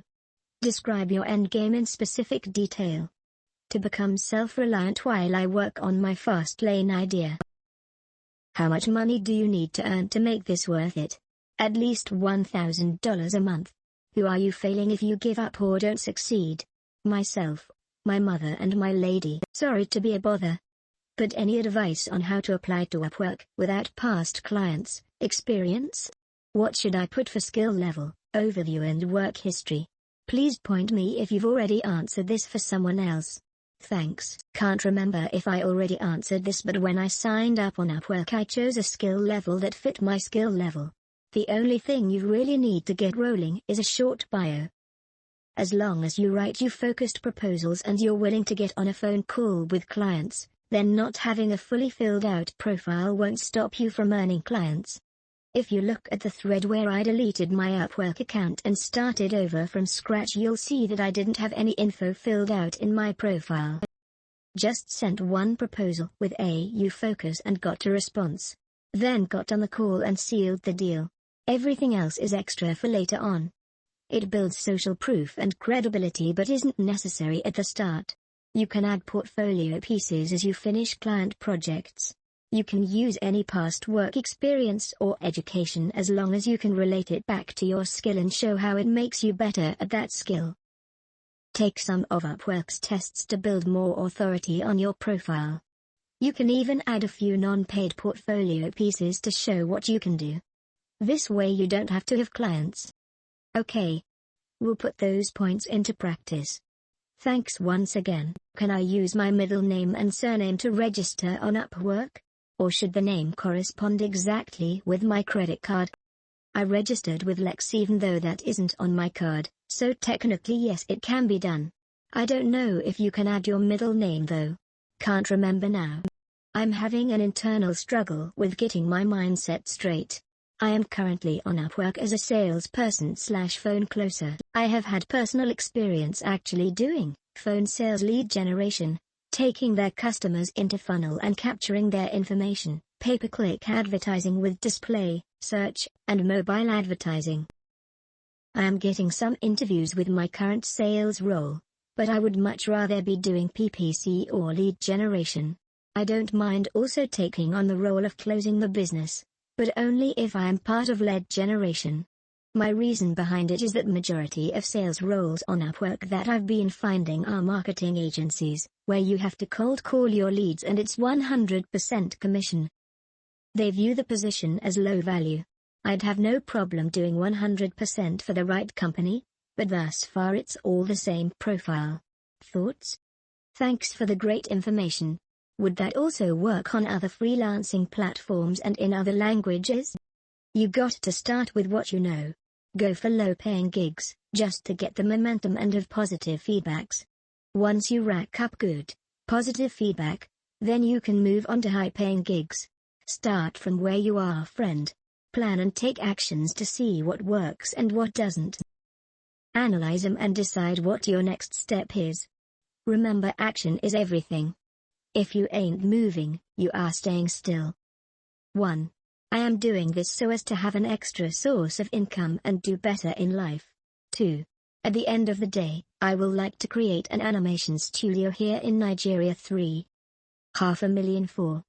I would have only failed myself and future Nigerian children who would have loved to watch indigenous animations created by my company. What do you want thoughts on? If you want to switch, switch. Nobody is stopping you but you. Which part? If you're talking about the approach to proposals and sales, then yes, it will work basically anywhere and on any platform where you can connect with people. You know how to light some fire on people's chests, son. Because I need extra income to save. because I want to buy a house to call my home and decorate it with a lot of plants. I want to have a license plate that reads landlady, and eventually I will buy more houses and rent them. My tenants will pay for my mortgage. I will milk my job for as long as I want, but I will have time back. I want to go home to visit, to stay for more than 2 weeks, to go if something bad happens, if a friend gets married, if a baby is born. I want time, and for that right now I need funds, baby dollar. Ditto answer 1. Plus, extra dollar every month. Savings growing. Shopping for a multi-unit house by this winter. Next spring. Buy. Rent. Rinse and repeat while I keep growing passive streams until I can either work part-time out of desire or just stay at home and make paintings and work for myself. I don't need 6 figures, I just need enough to not need a 9 to 5. If I make an extra $150, $300 a month, it's already worth it for me. Every penny counts. Every dollar brings me that house sooner. Myself. Myself. Myself. Me. My mum. She deserves all the help in the world when it's time, and I'm an only child. My family. My friends. I want to give them the world. All the foster doggies and kitties that are sitting in cages and could be sitting near a fireplace. The mega conker Oscar or parrot cichlid fish I want to have in a 75-gallon tank. All the extra homegrown veggies I can take to my local food depository. If I sound like a total altruistic, philanthropic maniac, is because I think I am. Macron /__/Macron. Okay, here I go. Maybe tomorrow evening, I might cook keto pizza with BF tonight _, but here goes my attempt. What's the deal with the new specialized profiles feature over at Upwork? On the surface seems like it's a great thing for smart freelancers who use Lex's approach, but I'm curious what kind of experience people are actually having with it on the platform. I made a specialized profile, but I did not put much thought or effort into it, just a couple paragraphs that expand on the general profile. I was thinking about it earlier and I realized it's probably better to have the other way around, slightly shorter general profile, a lot more in-depth specialized profile. Or even better, write a completely new general profile, move the current general one as translation 1, since I have rewritten it to make as specialized as possible, following this thread's advice, and then see if I want to make one more as a content writer. Lately I've been doing more writing than translating, depends on how this whole reorganization of Upwork goes for me. Your client gets sent the specialized profile if it fits the job. For example, my potential clients would see my translation profile. Thanks for this great thread and long posts. It shows how skilled you are with writing. I don't plan to launch myself as a freelancer, but it was very entertaining. Thanks. Thank you. I'm a little late, but I wanted to thank you for your feedback. I am definitely taking it into consideration. Got Insta accepted for article writing, optimized, overview, took 3 tests, came out top 20% on 2 and above average on the 3rd. Now to some portfolio pieces and submit my first proposals. Fingers crossed. Thank you. Would you submit proposals to jobs with 0 spent, payment unverified and no feedback? Yup. The $8,000 web design job I picked up was one of those. Just be sure to get on a call with the client and make sure you know what they want before agreeing to work with them. Wrote 2 articles for my portfolio following the course assignments. Today I applied to 3 gigs. N_N question. One of the job descriptions for a job said to get started, I'll give you a title and have you write a 1,000-word article. If that goes well, I have daily work for you. As someone who has done freelance in the past, that totally sounded like I want my first article for free to me, that is if there are other articles. Since I was writing articles for my assignments, I picked a topic of what she was looking for, dog niche, and wrote a 650 opinion article about dog ear cropping to put on my portfolio, then said there is a dog-related sample article in my portfolio you can review. If she answers, I'll tell her that is the sample, take it or leave it. Not gonna write 1,000 words for free. 500, maybe, 1,000 no thanks. Thoughts? Maybe he's willing to pay just for the first article to limit his risk. At first, and if you deliver well, he's going to give you a lot of work. Envoldeman SMG 955 FN utilizant taper talk. If she didn't ask for an unpaid article, then there's a chance she is willing to pay for it. I wouldn't write an unpaid article. In most cases it's a big waste of time, although I like that you used it for your portfolio. That's a good way to reframe it to take back the power. If you think a gig is a fit for you in the future but they're asking for an unpaid sample, it's okay to let them know you'll do a sample but not unpaid. You can give them a discount on the first piece so you still get paid, and if they like you after that, then you can go forward together. A client who asks for free work typically isn't a client I would work with. I need more control over my income. A. I need income based on merit. Work harder, smarter, receive more money. B. I want the ability to work as much as I want. I don't have this ability with driving gigs. C. I want the schedule freedom. I don't want to miss a T-ball game. If I'm up in the middle of the night, I want to have the option of trading that time for money. A. To level up to a higher income gig. Real estate wholesaling, Airbnb, high-end woodworking. All of which I'll need capital for starting and a financial cushion. I'm not saying I'll wait until all of this is done before I leveling up, but for the sake of my family I have to be responsible, create income generating money system and establish contribution routine. C. Be debt free. At least what is current. Well, the end game as stated above, plus $10,000 saved to level up with. Initially, $125 per day is what I need to keep the lights on and breathe. I'm making roughly that now, and a significant portion goes to gas and auto maintenance. At $250 per day I should be able to level up within 6 months.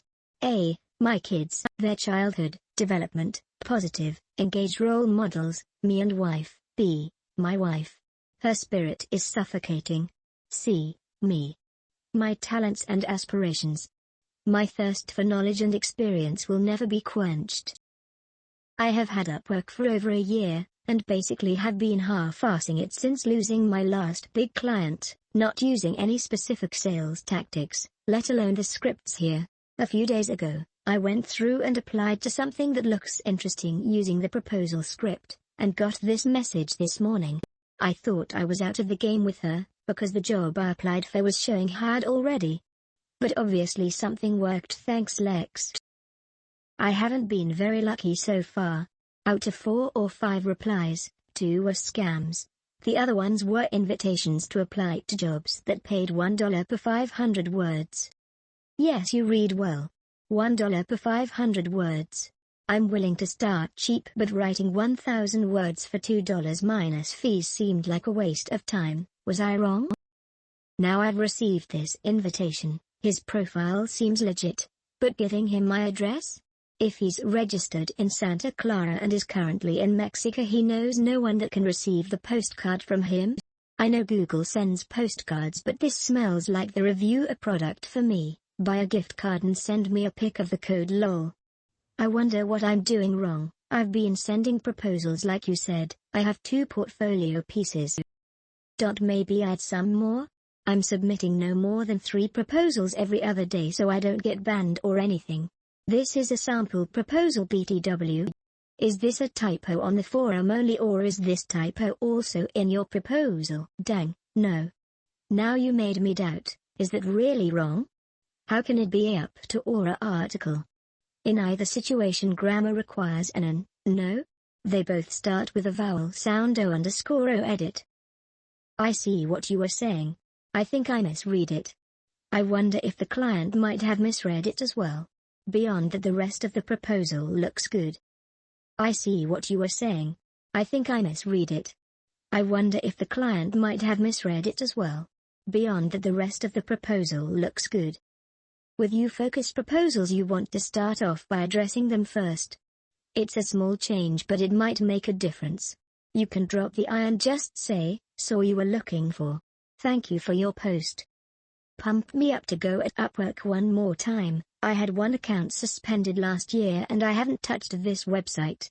But I am making $500 from Fiverr.com, which is amazing, but I am very excited about going back to Upwork. The work that I am doing at Fiverr.com is amazing but very hardworking as well. Actually, I illustrate children books, which I love, and creating original illustrations takes time and a lot of effort, so I believe that I can earn more with my time and skills. I am looking forward to this exciting journey and I am hoping for an amazing experience. Thank you for this post. I wanted to make a suggestion, maybe it can be helpful for beginner copywriters like myself. I'm yet still working on my portfolio, so I'm not sending out proposals yet. My first 2 proposals were ignored, and that's because I have no portfolio work to back up my skills. That's a belief. I believed it until last week when I got my first job without having any portfolio work or education to back up my skills. A lot of it is about finding a specific client that clicks with you, that has the same interests as you. For example, this guy needed help on the self-help niche. I had a lot of knowledge on the subject, so I could actually call him out on it in the proposal. Do not let those beliefs hold you back from sending more proposals. That's the mistake I've been making over the past weeks. What do you think about text-to-speech on Google Docs to have most of your writing done much faster and efficient? This is the first time I heard of it. I think that would feel like a very odd thing to do. I wouldn't start doing that. Then again, who am I to judge? But you can check it out and tell us how it worked out for you. We were hiring a copywriter a year or so ago and Lex was one of the people who applied. We got tons of applications, but it was quite interesting to see Lex's in comparison to everyone else. His was far and away the best of the bunch. I obviously recognized Lex's name and picture when I was going through the process, but I took a step back to evaluate all the profiles and cover letters just to see what everyone was doing, and I can't imagine anyone in my shoes wouldn't have hired Lex for the job. If you do what he does, I can only imagine you will have lots of success on Upwork. Despite what some may think, there are people spending real money on Upwork and not just looking to hire the cheapest person from India or Pakistan. As someone who hires often on Upwork, I see this often. When I notice it, I instantly decline them. I think for most people it doesn't matter where you are from and would be best to just be honest. As someone who hires on Upwork, I will say I would often pass over someone with no work history, but it depends on the type of job. I think in some areas a new profile wouldn't be as important. For instance, I can recognize good copy. If I am hiring for copywriting and your cover letter is on point, then it doesn't matter about past history because clearly I can see you can get the job done. Same with design or article writing. If you are going for an area where past feedback is important, I think the best bet would be to find the client who is looking for consistent work. Do the first job at a discount, then you can impress them with your skills and get a review to start building your portfolio. Be personable and human. Be upfront about the need to build your profile and promise lots of value. I go by my middle name and my Upwork profile is under my middle name. Congrats. We might be in need of a writer in the coming months. Message me your Upwork profile if you are interested. I didn't mean it as a way to trick clients. I meant it as a way to go around Upwork's automated system for accepting new freelancers on their platform. Got my first gig on Upwork to write 5 articles, dog niche, 1,000 words each for $30. That's $6 a copy. I'm excited. It's not the best pay, but we all gotta start somewhere. Congrats. I was ready to postpone it until I built a much neater portfolio. Thanks to Lex for the tutorials, and thank you for the mindset shift. It really hit home when you said that's a belief. I believed it until last week when I got my first job without having any portfolio work or education to back up my skills. Ha ha ha. Amazing. Happy to help. I just finished rereading Lex's 15 Days to Freedom. I occasionally do, and read about how your words can have an impact. Then I come online and read this. The man just keeps giving us his snowflakes of wisdom. Don't worry about low pay. On one of my first interviews with a client, he was already discussing how to raise my rates. I told him that I'll do it after doing X number of articles, and if he was still comfortable working with me by then.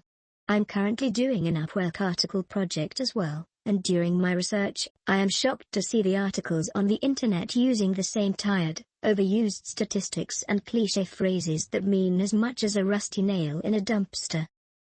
I can count on one hand how many articles I see that cite their research or provide evidence, in the form of social media snapshots, journals or databases. Even million-dollar businesses are having bad articles on their blogs. WTF? There's still lots of room to present info in more attractive ways, and dig more into research. Plenty of room to give clients reasons to pay you more. Transcribing? Yup, viable field. I saw a few jobs for it, mostly by busy Bible preachers who need to get paperwork done. Some churches want the sermons to be turned into articles, bulletin material or books. Or the other way round. I could do them comfortably, as I've been around preachers a lot to know their needs, but it would be outside my area of focus. This is also becoming a problematic trend with books. Everyone reuses the same stats, and even the same lines and phrases. So freaking annoying. Or they don't even bother going that far.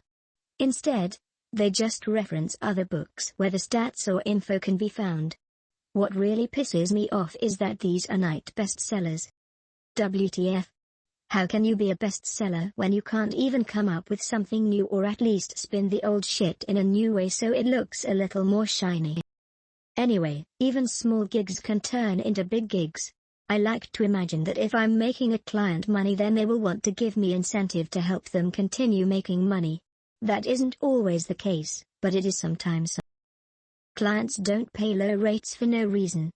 They pay low rates because they don't have much money yet, but some clients will have more in the future, and if you're the freelancer who helps them get it, they'll want to keep you around. As someone who hires for lots of gigs on Upwork, I can tell you that this thread is solid gold.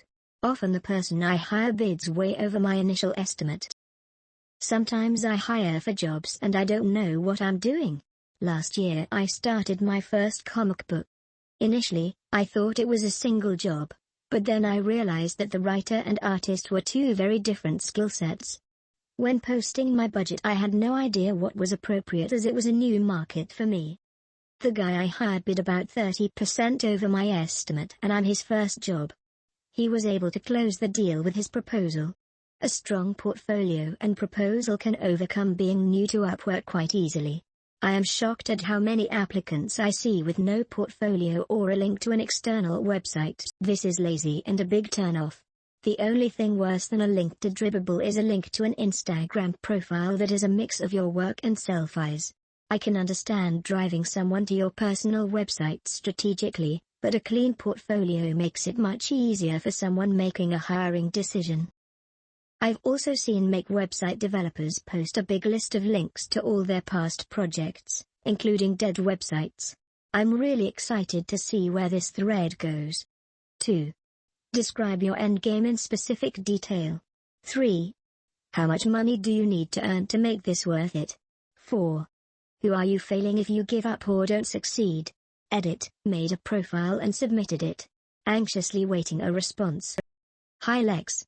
First off, thank you for all this value you're providing. Your resources are incredible. The stuff you put out has opened my eyes to the possibilities with Upwork and helped me better understand how to handle myself on the platform. I have a software development background and I've been applying to Upwork numerous times without success. This was before I came across your resources, unfortunately. I've tried applying as a more generalist software developer, which I understand hurts my application. I've also tried submitting with my profile specializing in specific software development niches. After I came across your resources, I've been applying your guidelines as best I can, ending up with rejections. I do have previous work experience in the software industry, so I've included all that in my profile as well to hopefully help my credibility and show I am capable in the areas I am looking to freelance in. At this point, I'm not sure what I'm doing wrong and how I may be able to change my strategy to get accepted. I'm worried that my many rejections and the fact that I've switched up my applications numerous times focusing on different software development niches have hurt my ability to get accepted. I would highly appreciate any advice on my situation. Thank you for taking the time to help out the community and provide all this value. Hey La, there are a lot of possible reasons why clients aren't responding. Could be your profile, could be proposals, could be that they just found someone they liked better, or even that they didn't hire anyone at all.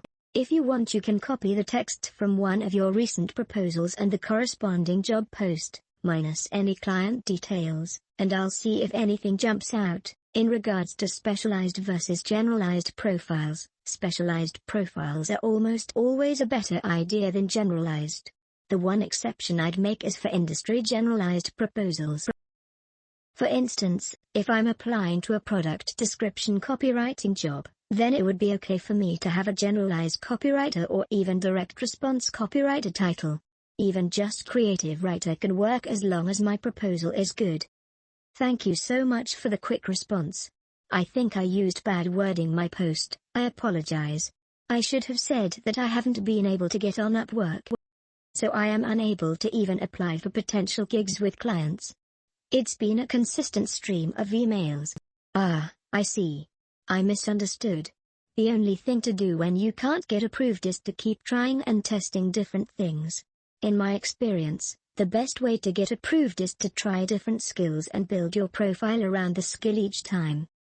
Upwork wants you to show them what makes you someone who will be a good freelancer in that skill. How does your education support your ability to do the skills? What about your work experience? Does your bio focus on the skill and what makes you credible with it?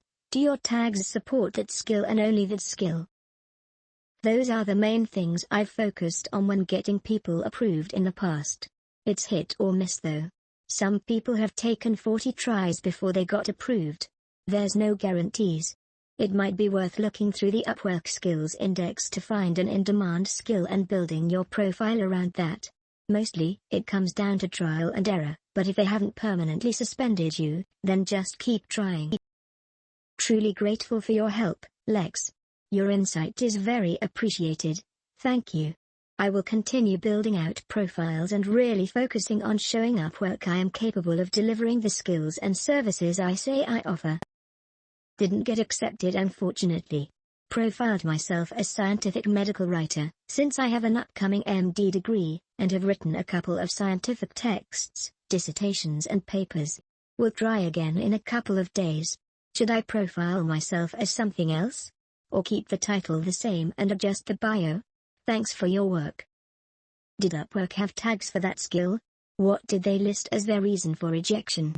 Skill tags: scientific writing, medical translation, medical editing, medical transcription. Reason for objection: thank you for your interest in joining Upwork. We have reviewed your application to join, and regret to inform you that we are unable to accept your Upwork freelancer registration at this time. Please do not consider this a reflection of your abilities. While we would like to offer every qualified freelancer a spot, admission is highly competitive as Upwork receives more than 10,000 freelancer registrations daily. To help ensure that the freelancers we accept have the best chance at finding opportunities on our platform, we can only accept a small percentage of those who want to join. If you feel that the profile you submitted does not accurately represent your skills and experience, you are free to update and resubmit your application. Okay, to me that says you probably need to resubmit with a different skill. They didn't give you the "Ole, we have too many people doing that skill" spiel, so that makes me think there's probably not enough clients looking for that particular skill set. I would look at the Upwork Skills Index, Google it, for 2019 and aim for something on that list. Lesson planning is one that immediately comes to mind. Then read your profile, bio around the new skill and resubmit. The skills on the index are in demand, so theoretically that should give you a better chance of getting approved. Be sure to put something in every section Upwork gives you to fill out. Do the profile. I'll get back when I submit again. Thanks a lot, Lex. This is my first time ever posting on the forum after being a long-time lurker. I've always been extremely afraid of putting myself out there, but I can't be anymore. So, I decided to take it upon myself and make the change, rather than just talk about it. My eyes were opened to the fastlane and this forum a couple years ago through my boyfriend. Why has it taken me so long to? I have no excuse. I've been lazy and afraid of rejection, letting it paralyze me. I'm doing this to finally stop being such a loser, quit my dog walking job, and set myself on the right path. Also, I'd like to start my own business, which means I need money as of right now. I don't necessarily have an end game. I do know I need to become exceptional at this skill. I've always liked the idea of starting a creative agency, which I can do with copywriting and basic design skills in my pocket. So, I guess it would be to start that and help smaller businesses grow. I don't really know, to be honest. Any amount of money I make would be worth it, as long as I continue to get better at copy myself. Good for you putting yourself out there. You don't need money to start a business. It's the other way round. If you get paid, you're in business, and if you don't, it's a hobby. Hey Lex, in some of your videos you talk about different personality types and body types. I can see how this affects the language in your communication with clients. Can you point me in the direction of where you are basing the personality types for your structure? I read through this and the previous thread as well as watching some of your videos, but if you already explained and I missed it, I apologize. While I do try to mirror the language of clients who reach out to me for projects, I haven't ever been structured enough to analyze their personality type and be strategic. It's interesting to see how methodical your approach is. So many people think that finding work online is luck/magic/serendipity, but it's great that you're showing it's about following logical steps. While I get most of my client work through my network of contacts, it's simply a different strategic approach and still involves creating a powerful portfolio and messaging each client to demonstrate that I know what they want. And I think that's the best lesson here. If you can figure out what your client needs before anyone else, it's so easy to get hired. I can't tell you how many times I've hired someone on Upwork who told me what I needed rather than what I wanted. That's the critical piece of gold here that I think will help so many people. The system is called the Enneagram. The best, most comprehensive book I've read on it is called The Wisdom of the Enneagram. Having said that, I don't use the Enneagram approach for freelance proposals anymore. I have a policy of using what works to get the results I want, and I've found better results by not trying to type people only by the extremely limited info in their job posts. The problem with using the Enneagram for proposals is that if you mistype the client, then you end up so far off base that you're more likely to piss them off than get their attention. The other problem is that you spend way too much time thinking about their words and trying to decipher meaning. What I've found much more useful is paying attention to the following: are they speaking in very vague or very specific words? Are they speaking in a casual voice or more formal? Do they use creative language or is it bland? Do they post a lot of info or only very little? Usually mimicking those aspects of language patterns is enough for the purposes of liking. Beyond that, it's more important to spend time establishing your focus and showing you can help, followed by establishing your credibility, followed by a good call to action. The Enneagram in sales and marketing works best when you either A, have unlimited info about the other person, or B, are using it to craft writing for a specific segment of the larger population. Also, Enneagram typing is vastly more accurate the longer you know the other person and have been around them. To put this in perspective, I must typed my own wife for like the first 6 or 7 years we were together. The less time you've spent around the other person, the less likely you are to type them correctly. Just wanted to chime in and say has given some really awesome advice. I've been using Upwork for about 3 to 4 years now, full stack dev, for various dev-related side jobs. When I first started out, I chose a skill level similar to where I thought I was, as Lex mentioned, but quickly raised both my hourly and skill level to expert after I got a few good reviews. What worked for me to land jobs in the beginning was to record a short video, using something like Screencast-O-Matic, introducing myself and going over a few details about the job and why I'm a good fit. I'd do a pip video with the job description page in the background. Then I'd throw it on YouTube, unlisted, and drop a link in a cover letter. These videos were no longer than 1 to 2 minutes and was a good way to stand out. After you do a few of these, you can crank them out pretty quick. Also, in my cover letters I generally didn't start out with the whole "hi, my name is" line. I typically would begin the cover letter by asking specific questions related to the job or maybe some suggestion that could improve the project. Using that strategy worked pretty well for me. I think the quicker you can show value, the better chance you'll have at landing the job. I'll still do the video intros here and there if I think it's a big job, and I'm a good fit, but I don't use the platform much anymore. Once you land a few good clients, they will typically come back to you for more work, and at that point I always handle invoicing and communication outside of Upwork. Anyhow, just my two. Thanks for the great info. Hello, I followed your step-by-step instructions on getting approved on Upwork. I opened an account, fill in the necessary details, used the templates you recommended for bio, and as much as possible made it look professional, but after 24 hours I got the response that I wasn't approved. Here's a link to my profile. I would appreciate a review and feedback of my profile from you, or anyone who has gotten approved on Upwork, to know what should be worked on and be done better. Thank you. Thank you so much for this post. I am doing this for the reasons you mentioned, earning enough money so that I don't have to find a real job but work from home. My goal is to make at least €3,000 a month on a regular basis. From there I would like to build a business around my competencies and use my client list from Upwork to build an online following for my business. If I fail, I'll be letting myself down and my family.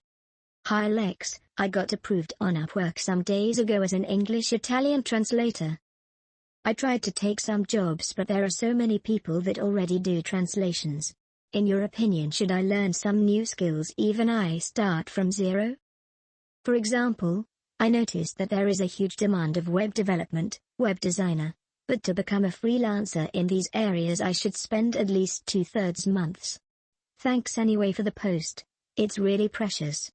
Learning a new skill won't help you if you can't get work with the skills you already have. It doesn't matter how many people offer the skill.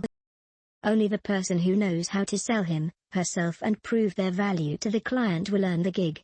This is in the training in this thread. Even if you learn web development, you still won't earn clients until you can prove your value to those clients with your proposals, profile, and on interview calls. Got it. Thanks. I just got the top-rated badge as a, mostly, English-Italian translator. It took me 4 months, but about half of my 1.2k USD earnings were in the last month alone. Only 1/3 of that came from writing articles, both in English and Italian. I wasn't too sure I'd be able to write articles in English as a native Italian speaker who has never really written any piece of content, but after the first 3 articles I realized I can actually do it pretty well, which is great. So if you feel like you can provide value in that area, go for it.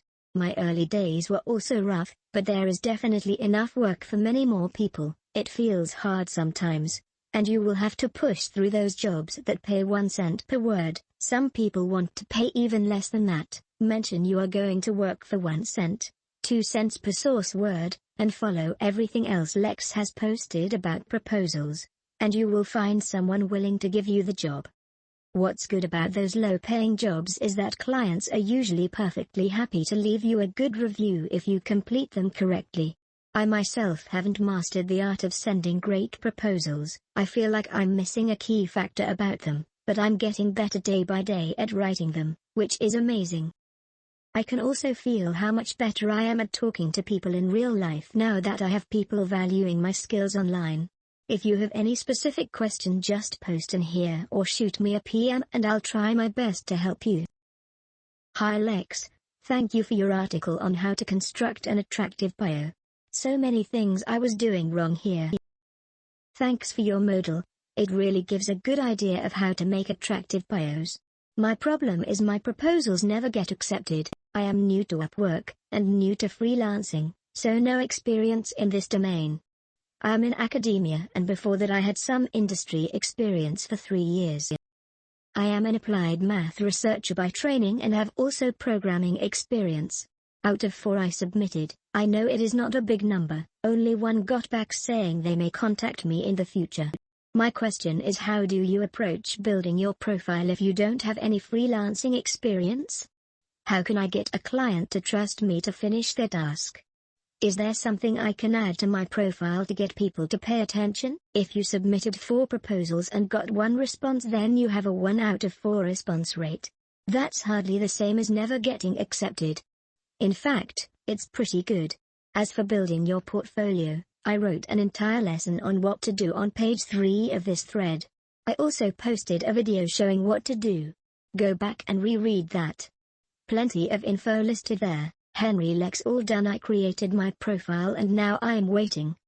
I wanna be honest, I never joined this platform and so I lied about my skills and wrote converting copywriting because between all the skills was for me the more obvious to pick up because I'm a professional waiter and for me it's easy to talk to the customer and sell whatever I want. What do you think? And if they accept my application and I start to convert and get clients, what can be the next steps? Can you make this bright for me, because I'm very keen and no want to lose this opportunity. Thanks in advance for your great work. Another lesser form of copywriting would be article writing. Online businesses might want to put up helpful content that convinces readers that they are the experts, and then they sign up for subsequent emails or products. Of course you need to know some industry stuff.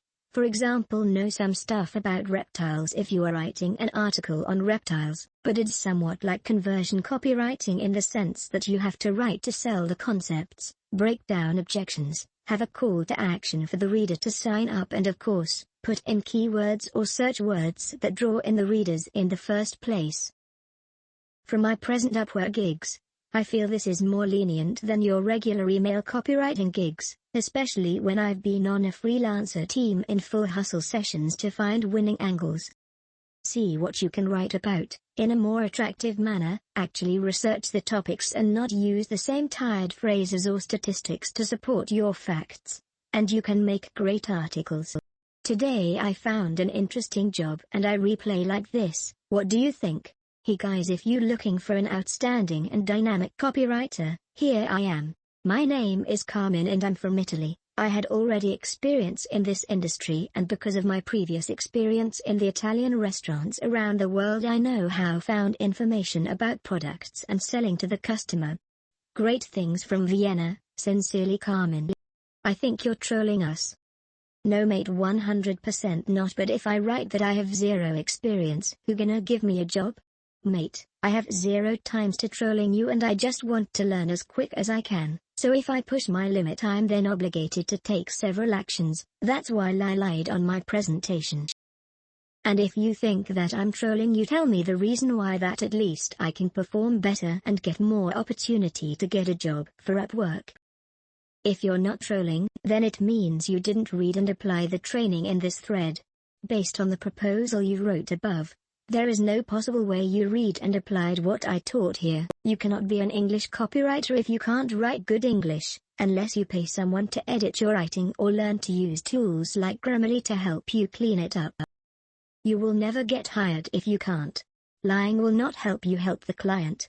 Poor English will not help a client who needs copywriting. You need to work on 1.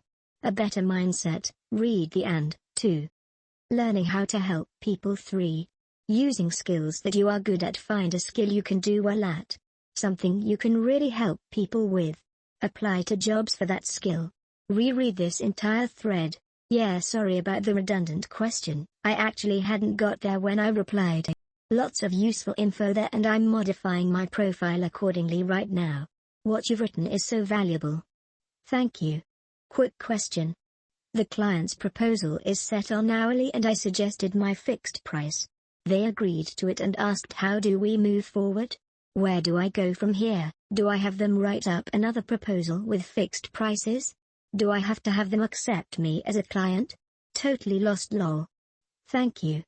PS also, will update you guys with how I landed the client after I figure this out ASAP. So, I found out that it's up to the client to redo the proposal and resend it to me. So, I sent her this message. Awesome. Name. Very excited to be working with you. To get started, I believe you should change the terms to a fixed price so that you're not paying my hourly rates. While you do that, I can get started. What I will need from you are the following. What I'll begin doing for you immediately is setting up everything on your Shopify website, analytics and conversion tracking, so that it's ready to run ads to. To set up your account, I will need to enter your payment information. which I can upload into your AdWords campaign. If you would feel more comfortable setting that up yourself, I can notify you when the time comes. Knowing your budget will help me set up the best campaign for you. Do you have a budget in mind? That's really it. I can pull up much of the data about your past results from Shopify. Don't hesitate to reach out if you have any other questions. Recently, I've noticed the results of all my action faking. Living in my parents' living room and eating for free. Feels great. JK. Anyways, I decided that I would start taking responsibility for my financial life and start making some money. I stumbled across this thread and began. First assignment: I have experience in many aspects of digital marketing, so I decided that I would choose the one with the highest pay. Google AdWords freelancers seem to be averaging $70 plus per hour, so I signed up as an intermediate asking for $59.95 per hour. I followed Lex DeVille's guide to the T, many times copy and pasting what he wrote here. I was approved within the day. I literally received 3 offers, declined 1, interviewed for 2 and didn't get accepted. I was offering ridiculous quotes because I didn't know where to start. Then I began reducing my quotes gradually, like literally minus 90%, until I finally got my first. I have this horrible habit where I obsess preparation. I have to really whip myself into taking action. Anyways, after my approval, I quickly updated my bio. Further, I took 2 certification exams and received top 30% on both. Then I began working on my portfolio. I uploaded 4 examples of clients. Taking Lex's advice, I also put up case studies of what I with certain clients. Stuff like a list of negative keywords they could use and a quick guide to writing better Google Ads copy. Then, I mentioned those resources in my bio. A few days into my journey, I received the rising talent status. IDK how lol, but I took it. Then came the action faking. I kept working on my profile rather than actually going out and reaching out to clients. For the last 3 days, I've been submitting 5+ proposals per day. I submitted 10 the first 2 days. Before that, I sent maybe 5 total. Putting myself out there was a stretch for me, but what I realize is necessary for my success. It's also what I was neglecting to do for my business. Keeping in mind that it's a numbers game helped. Also, the first couple of proposals were the hardest to write. The first one alone took me 2 hours. After that, I developed sort of like a flexible template and I'd be able to submit those 10 proposals within 2 hours. This thread was the single tipping point that got me towards taking action when it comes to getting clients. I resorted to this because in my own desire to have an agency, I never reached out to anyone, nada. Zilch. 20 days into this process and I am considered a rising talent. Have 2 certifications to show that I'm top 30% in a marketing skill, and I received confirmation for my own potential with my first client. WTF? Why is this free again? What I took away was more valuable than a client. It was the mindset shift towards putting myself out there. Funny enough, while helping this client out, I'm gonna move away from Upwork and recommit to getting clients for my agency. What kind of information can you provide? Detail some of it. Were you a chef? A waiter? A bartender? Since you said you are into copywriting, the areas relevant to the restaurant industry would be writing menus and B2B food supply vendors thought about them in the sour of the moment. For menus, you'd have to know how to describe food taste, sensation and looks, as well as how key ingredients work in certain cuisines. For your Italian background, that would include the wines, herbs and vegetables, especially to entice restaurant comers to make the order and give the restaurant the sale. Here's what you could do to back up your claim of experience. 1. You can make a fiction menu from scratch, take up any copywriting blog or book, and learn and write on a go to create a sample copywriting menu project. Or 2. You can find some Italian menu writings which are tasteless, and upgrade them with your copywriting knowledge. You can ask yourself some of these questions when describing food. What are the people looking for to taste? Any specific ingredients that they love, or are very well versed with. Where did the ingredients come from? Do the ingredients cater to any customer's health conditions, for example allergies, stomach upset? One reason why the actual proposal should be short and apt, and grammatically correct, is that I feel the sample or portfolio work displays your actual skill and ability to be relevant to the client's needs. You can blow all the wind you want in a proposal, but if the wind doesn't push your boat to the harbor, it's nothing, really. I will be finished as soon full stack web developer course by one of the best online tutorials. And I just found out again this amazing thing here, and I hope soon I will apply a profile on Upwork. Sorry for I don't read rest of the post, so I will do homework every day to share here, but even if I missed I will recharge, but anyway I will finish off till the end post. I've been tried several things online and failed, and I just know it's the right moment to take serious action. But anyway I'm going to make the right actions through now that will give a direction of goals by getting a corner. But I can only to say it's the journey of the first generating income by pennies. I've set goals from now in 4 months to get $1,000. It was nearly to reach the first step to finish to the learning curve. But I will have the freedom to out of the scripted path like book of concept. So I'm getting into for following a book about how to get 10 qui learning code that which taken a course by then I would go each step which I'm going through the steps. Like the same above, then it could increase the income by willing to rise to endless value. I made some sacrifice of some circle around. I will just pay a big price of my life value and I off there shared the goal to family and also that I cancel to doing the job with business front them. I landed my first gig. Woo woo. Just wanted to share. I'm still trying to get my first job on Upwork. I think this is the 3rd time I try this, but now I do have more knowledge from what Lex taught us, written for even better tailored proposal for potential clients. My thing is web design, but I also know how to make copywriting, digital marketing and SEO, and I can use these as an upsell. I'll keep you updated to my progress. Maybe even put here some of the proposals for you to review. Have a wonderful day everyone. Reading all 8 pages just remind me that my top-rated Upwork profile with 50+ extra connects has been languishing for months. I did mostly copywriting work too, started from like $5 1,000ths articles about 3 years ago to $60 article, still long ways to go from FU money. Wish I had all these info here when I started. Just want to say thanks Up for this hell of a value bomb. There's so much info here put out that most other gurus will be selling for $30 or more. Will get off my action faking butt tonight, start cleaning up my profile and start sending proposals. Okay, here we go. Because I don't want to have to look for a day job. Because I want to be able to have my own schedule. Because I want to earn money to buy a house. Because I want to learn about what businesses need, to be able to create a product that frees my time up. Create a digital product that generates enough income to skip a day job or freelancing, so I can focus on building more products that eventually make enough by themselves by investing in real estate to be free. This one is tricky, as I'm comparing it to getting a well-paid remote job. Around €3,000 month in net profit would be close enough to that.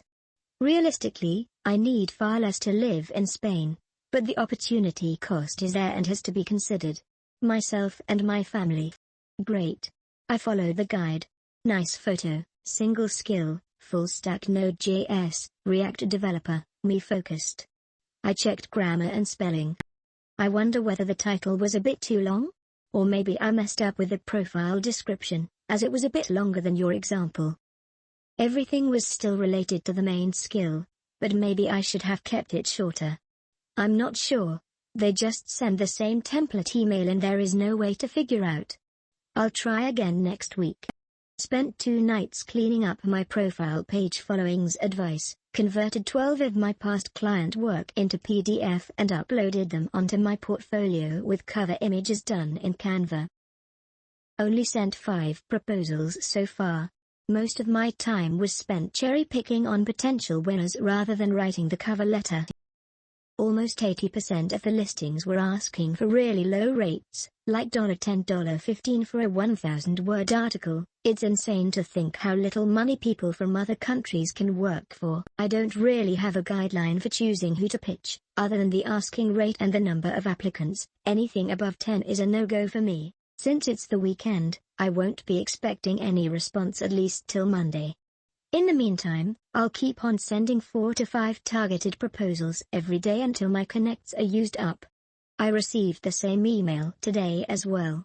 My profile was focused on sales copy and my sales experience. Maybe that was my mistake, as I niched down too hard and the sales copy openings are negligible compared to regular article writing gigs. I can think of a dozen different possibilities as to why I was rejected, but the email tells you nothing specific and so it's hard to fix. Oh well.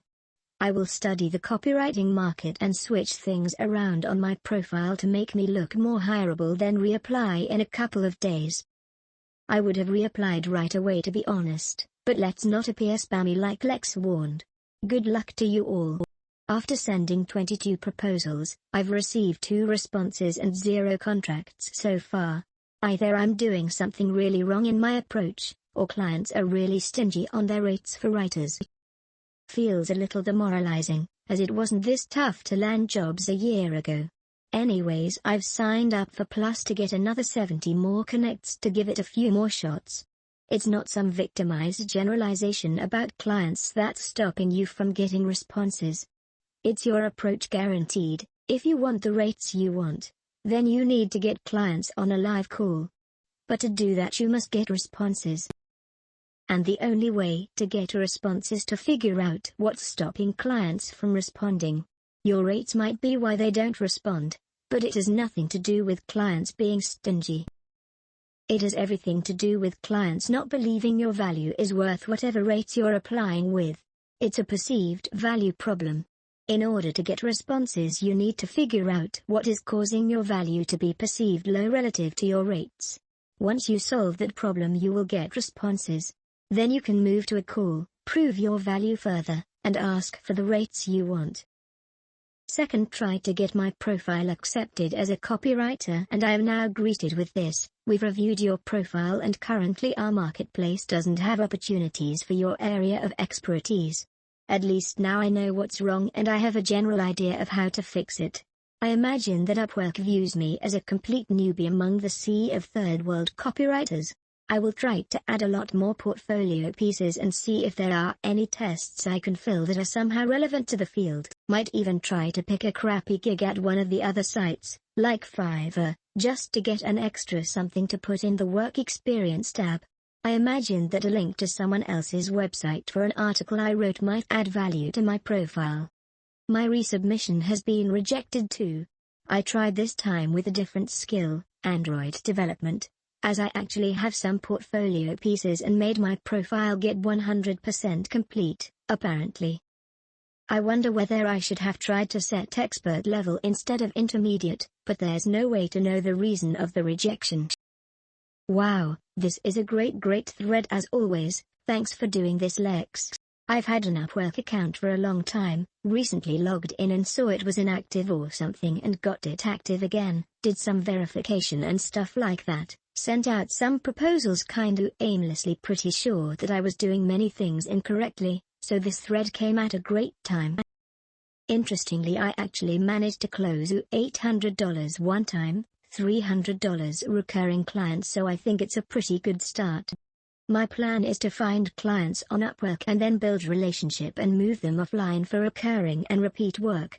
Read the part where you said the big money clients are going to have to be closed face to face or on video calls, etc. Big bummer, as I don't want to be doing calls etc, so I probably just have to accept that I do lots of projects that do or do not end up making money in the end, so my cash flow is super unstable.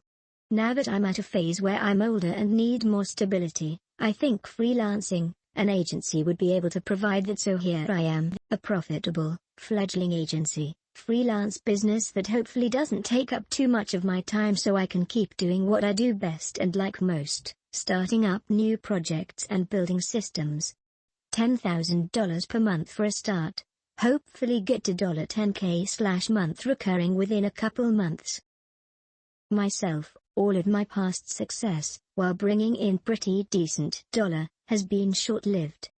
I'm not at a stage of my life where I can afford to YOLO and take it easy anymore.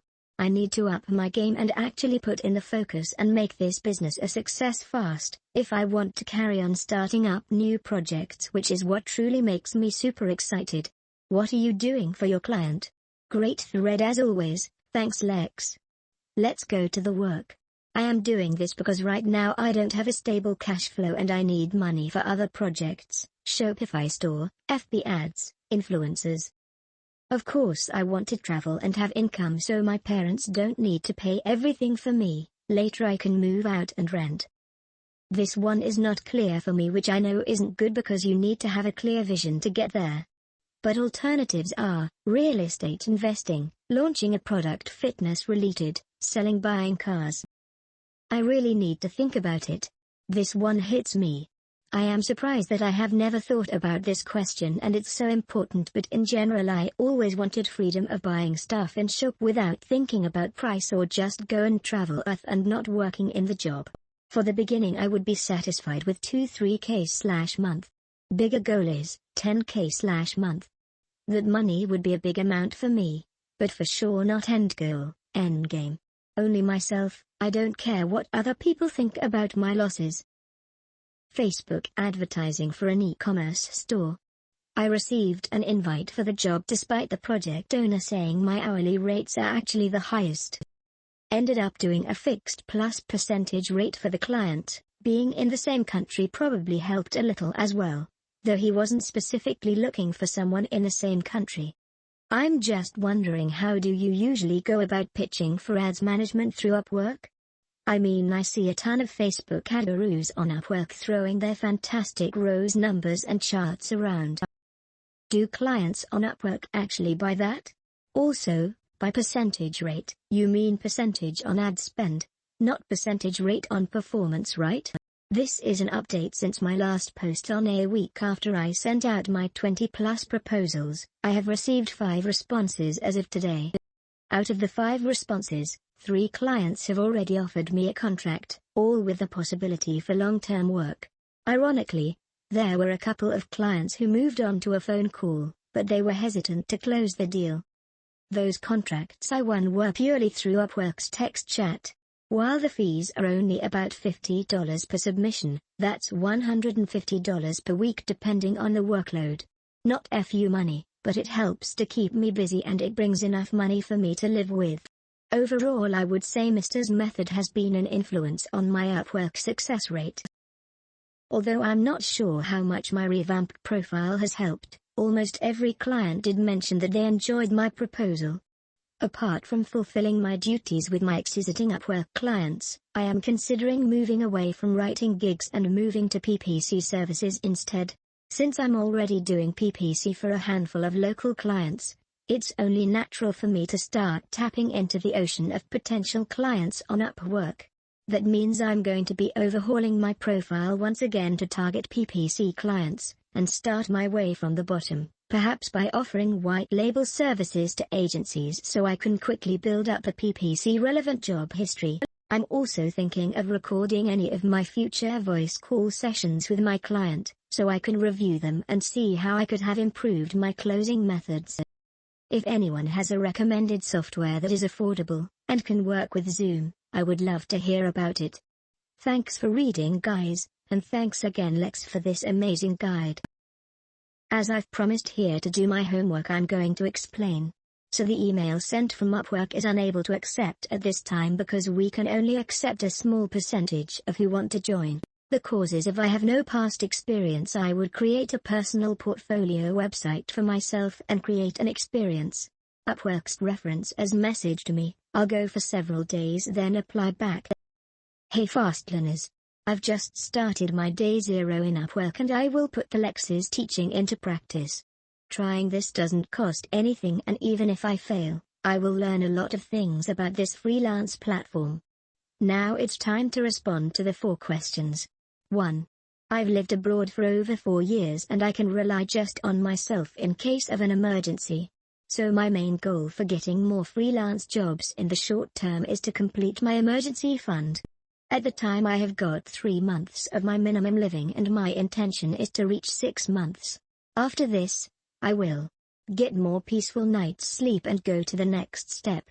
2. In the long term, the money earned on Upwork will be used for bootstrapping my web design business, hiring people and setting up a company in Panama for getting a resident visa in this country and move there if things will get worse in Mexico, where I'm living now. 3. For the emergency fund, I need an additional amount of $1,200 to $1,500. For setting up a company in Panama I need $5,000, but I also consider the travel expenses, flight, hotel, house rental, etc. In total, I'm going to need $15,000 for achieving my goals without obstacles. 4. Just me because they are my personal goals. So if I fail, I don't want to blame myself. The most important thing for me is not to give up even in case of difficulties. In my experience, I know that sometimes you need time to get what you want. So if I easily give up and don't put all my efforts trying the Upwork freelance way, I will disappoint myself. I hope my ideas and goals look clear. If I need to add something else, please reply to me. Q1. Why are you doing this? A. Because I want to escape the sailor life. I want to work when I want to and because I want to make money so I can go and visit a girl in another country and maybe even live with her making money with my laptop or bring her here. I haven't even met her. Yeah. I know I'm crazy. Q2. Describe your endgame in specific detail. A. I enjoy writing. I'm keeping a journal. I can write stories for those people. Also video editing is something I need for my website, so I can edit their videos. I also can do voiceover. Q3. How much money do you need to earn to make this worth it? A. I want $1,000 per month, but $500 would be enough in the beginning, to be able to stay there for a few days. Q4. Who are you failing if you give up or don't succeed? A. That girl. Or me. I don't know.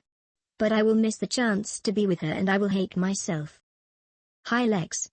I've followed these instructions and just submitted my Upwork application. I keep my fingers crossed and hope for the best. The only time I've tried to send my application, it's been a year ago, but nobody tutored me about which moves to make like you're doing through your YouTube channel. One question. When you submitted your application on Upwork, have you always been accepted on the first try? Let me know. My best regards. 1. What are your thoughts on specialized profiles? Can I create multiple specialized profiles and rank for them? I'm interested in this because there are a variety of things I want to do on Upwork, including copywriting, SEO and WordPress websites. 2. What's your success rate? I know you can only answer this from your experience, but it may still be helpful. For example, if you send out, let's say 40 proposals, how many responses do you get on average? Of those X responses, how many turn into actual hires? Thanks so much in advance. I expect a response from 1 in 3 proposals.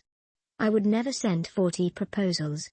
If I did, it would mean something in my process isn't working and needs to be adjusted. Every client I get on a call with becomes my client unless there is some kind of mismatch between our personality/ideologies/expectations, etc. I only hire clients when I'm confident we're a good match and I want to work with them. Hey Lex, I want to apply as a video editor. But I have an engineer's degree in navigation and maritime transport. And I didn't work in any company of video editing. My only experience is editing 3 videos in Adobe Premiere Pro, as a hobby. Do I have to fake everything to have a chance? Also, I'm from Romania. Diplomas are written in Romanian. They can't read Romanian. I would have to translate it into English. Should I appear as if I'm from another country like the USA or UK to have better chances? Or Australia, New Zealand? Please answer. If you try to fake things or cheat the system, it will only get you banned permanently. I've already explained what to do in the earlier threads in this post. You need to show how whatever experience and education you have supports you doing the job you want to do. I didn't write this thread just so people can get on Upwork and make money. Half of what I've taught here is about learning to help people and creating value. Until you do that, you won't make any money on Upwork even if you get approved. Go back to the start. Reread the posts. Re-answer the homework questions. Get better. Be more clear. Think about how you can really help people. Start finding ways to help people. Stop searching for workarounds. They won't serve you as a freelancer. They will destroy you just as they do with everyone who tries that approach. Had something of a win on Upwork a few days ago and wanted to share it on this thread in case it can benefit anyone else who has struggled. The point is that things can change quickly. I still have a long way to go. But a win is a win.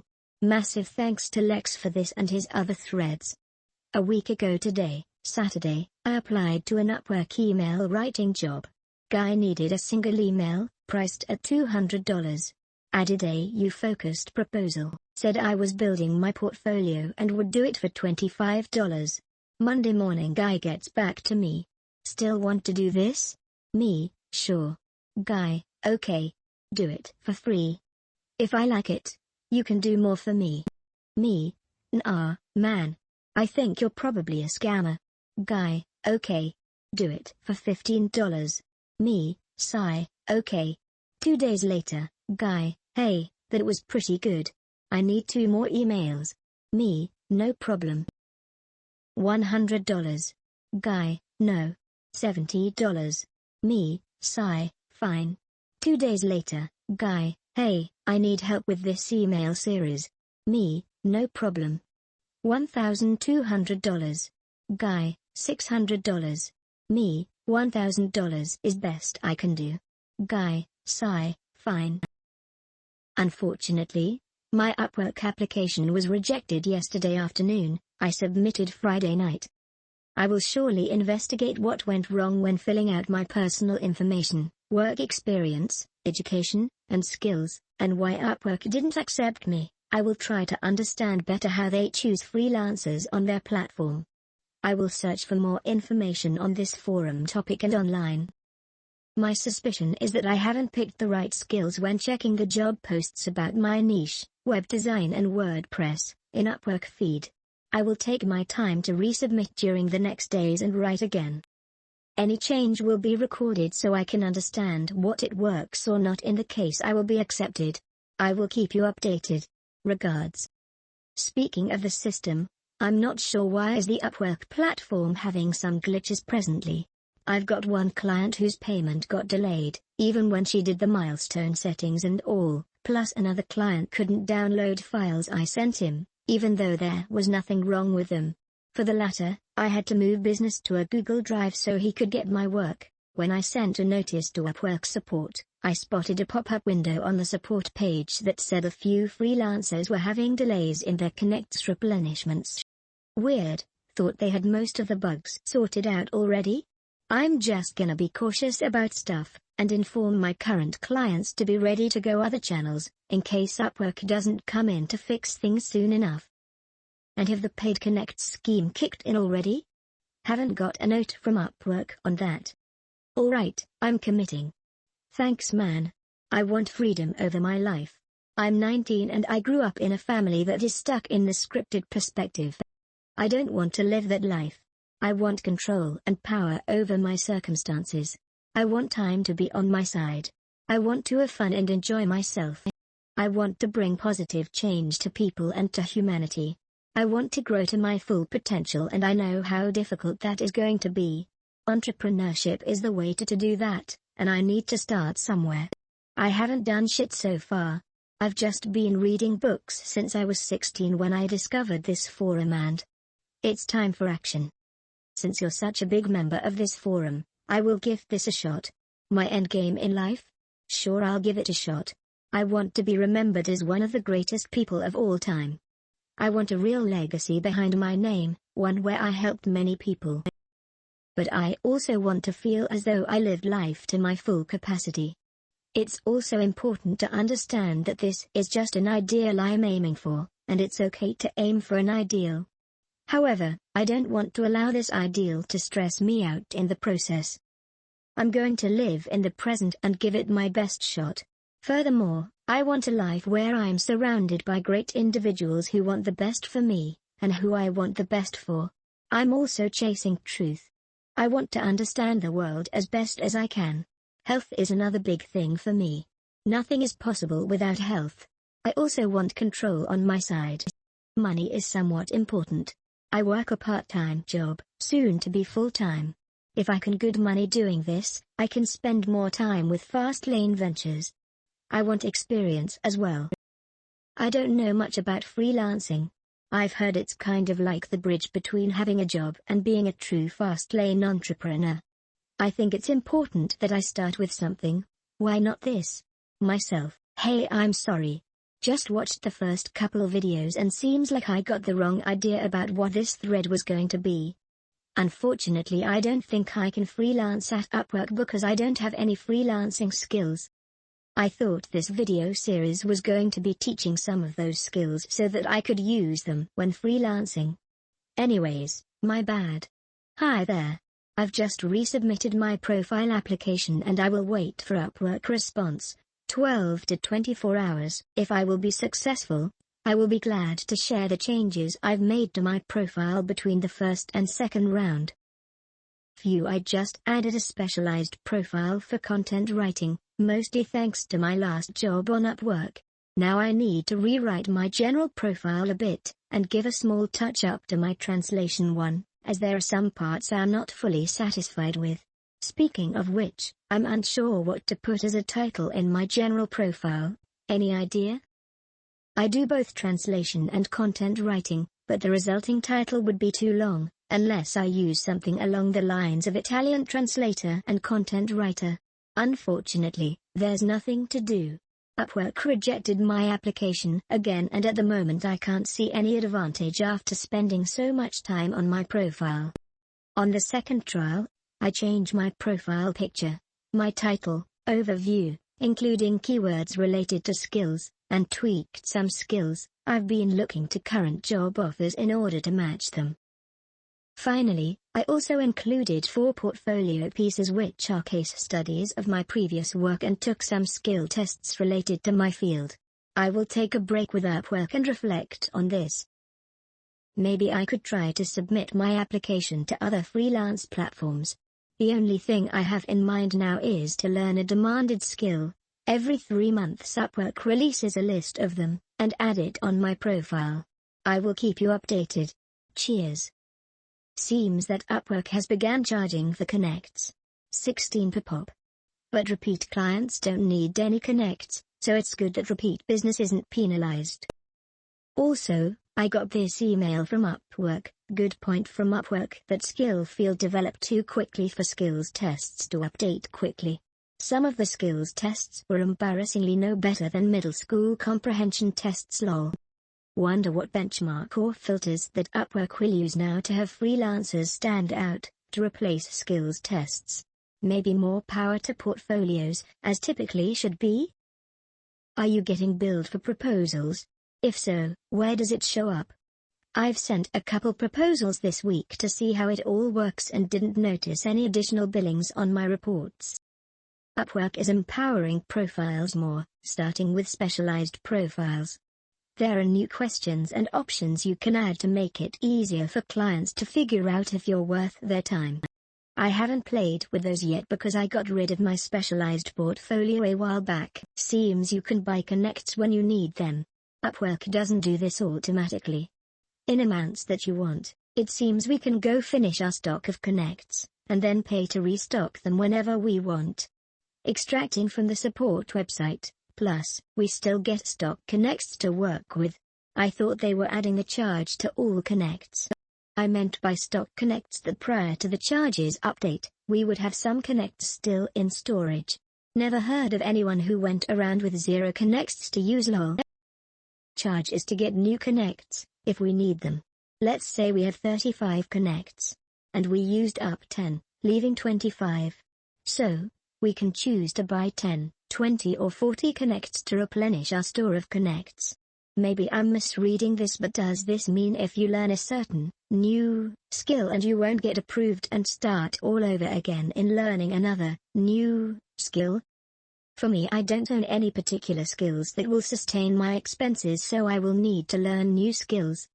By not getting approved, I will need to change my skill and also learn a new skill completely from scratch again. You don't have to learn a new skill to apply to do a skill. You only have to support your position that you can do the skill. If I weren't a copywriter, I could still support my ability to perform copywriting by showing how my psychology degree is relevant, or how other training I've had backs up that ability. I could also show how past work experience in collections gave me persuasion skills that are useful in helping me write copy. It doesn't matter if I don't know how to write copy.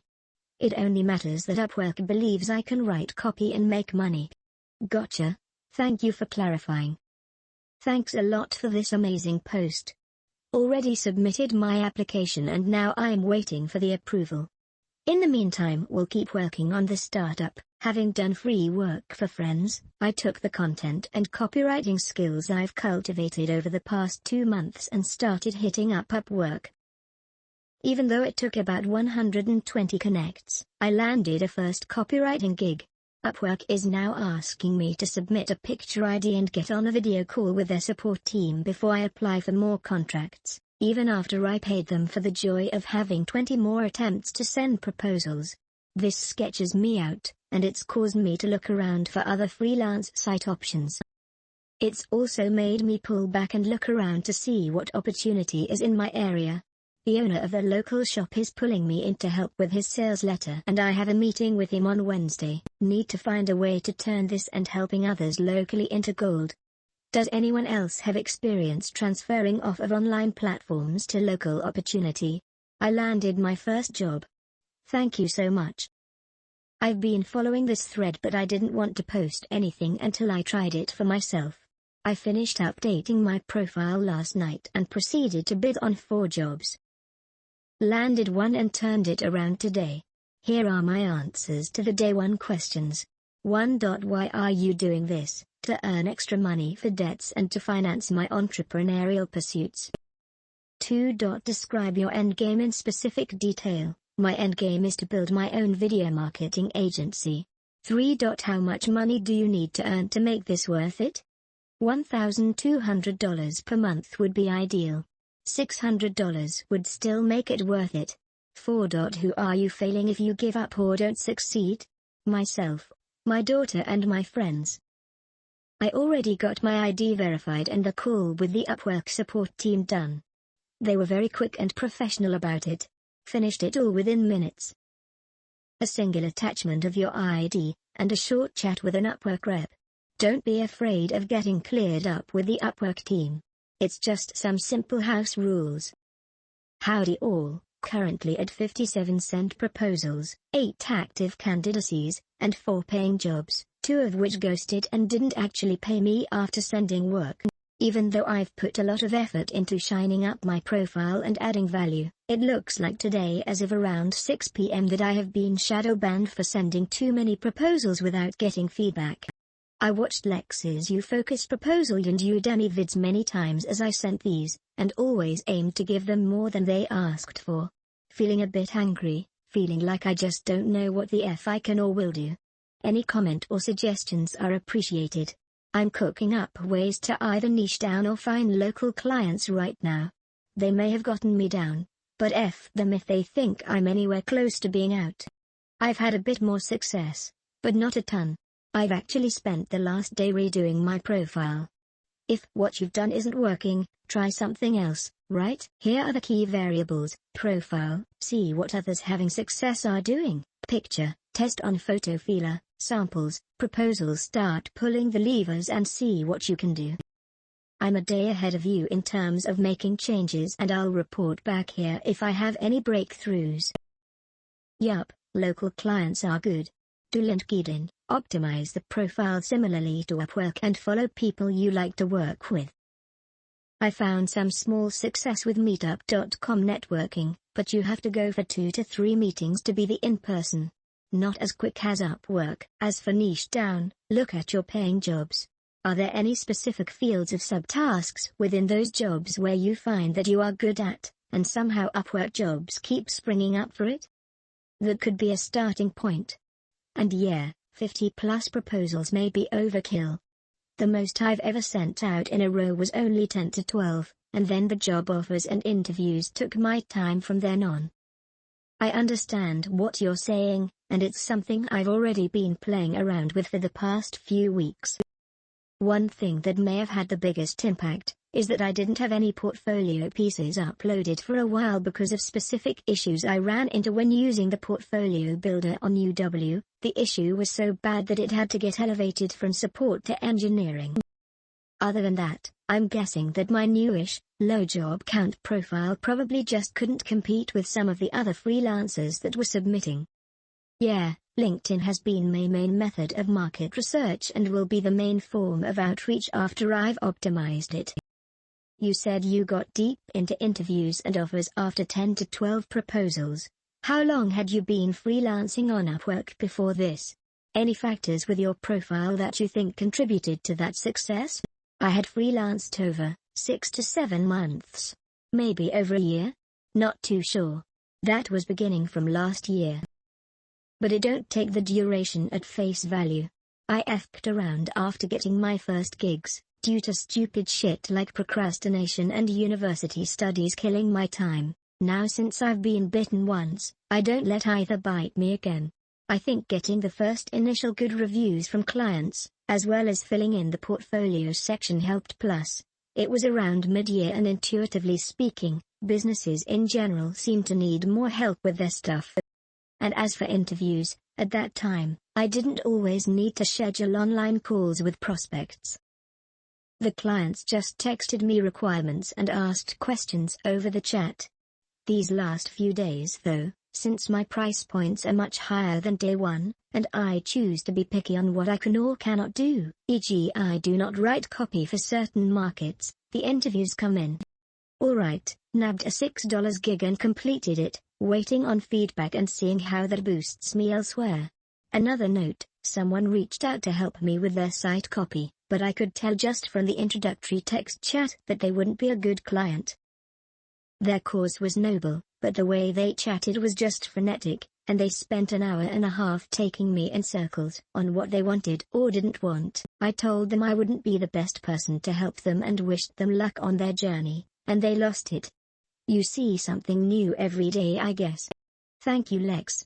This is my day 0. Hi Lex. Just wanted to stop by and thank you for your hard work. After implementing your advice, I have been converting more proposals into offers. As far as the haters go, well, I think attracting haters is a solid indicator of success, so you must be doing something right. Hi. Submitted my application to Upwork yesterday as a social media marketer and have just heard back from them a few minutes ago, but unfortunately I've been rejected. This is what they said: we've reviewed your profile and currently our marketplace doesn't have opportunities for your area of expertise. If you have more relevant skills or experience to add, you can update and resubmit your application. You can find more information regarding our decision here. I followed your guide from this thread, obviously made mine's relevant to SMM. Do you think adding that I specialize in Facebook ads and Facebook marketing when I resubmit may help? Or do you think this service is just too crowded on Upwork and I should learn and focus on another? Thanks in advance. And do not forget to utilize your lists that you already have rapport with. You say I do not have a list. Well, if you have a mail account like me that I use for all the high-quality sign-up incentives to join their lists, that is now your lists. One day I just got the idea to hit the reply button on all the marketers that were talking to me like I was a great friend and emailing sometimes multiple times in day. Just say to yourself it's a numbers game. Long story short, it has worked 3 separate occasions. The last time $300 from 2 separate bloggers and paid half from both up front. Knocked it out in couple days and had $600. I am doing this because I need to do something. I have been action faking for too long now and need to just get something started. I started on the main forum getting started section. I was deciding between learning to code and do web design from or copywriting from. I have chosen copywriting as I enjoy writing, and I have had previous feedback from past articles on blogs that I do a good job. I am teaching English online and want to move out of that job. I don't want a 9-to-5 job in a physical location because I have done that and hate it, so why go back? I have been traveling for a year and honestly love freedom of movement. I can't go back to the traditional after traveling for a year. Eventually I want to replace my teaching income with freelance copywriting money. Possibly move back to South America where cost of living is lower and buy an online business.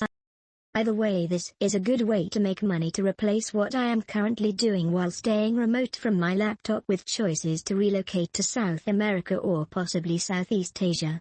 My endgame is thus, have freedom of location. Have had this already for the past 6 months, but it's tied to online English teaching. Replace the teaching English income with copywriting income.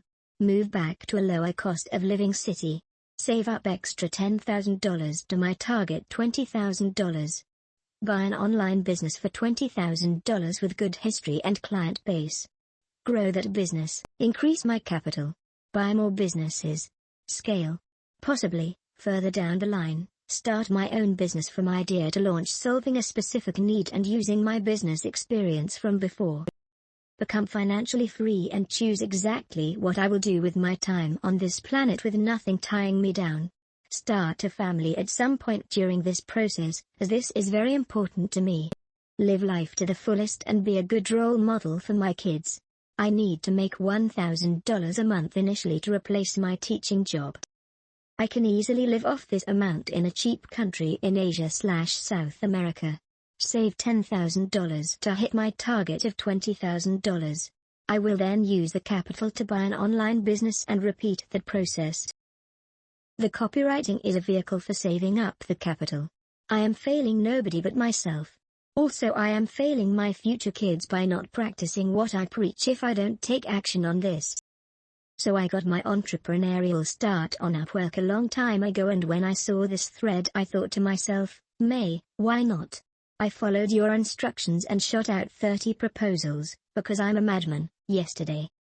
So far one proposal got accepted, but I just this very interesting email from Upwork. Well, don't mind if I do. Awesome actionable information, man. Thank you. Really enjoy this, is authentic and makes me feel great about how I am showing up on Upwork. Thank you, Lex. Just really good stuff. I am not sure about how many proposals to submit at first. Should I buy more connects? FCK Upwork, keep turning down my application. Sorry, we have too many people with those skills. Hey, thank you so much for this treasure trove of info. Initially read this a month or so ago, and applied to Upwork 2 times before. Both times I was rejected with the standard template answer. They did not have a space for the work I listed myself for. Then, I decided to apply just once more today whilst rereading this thread for tips. This time I used the info you shared around skills they are looking for.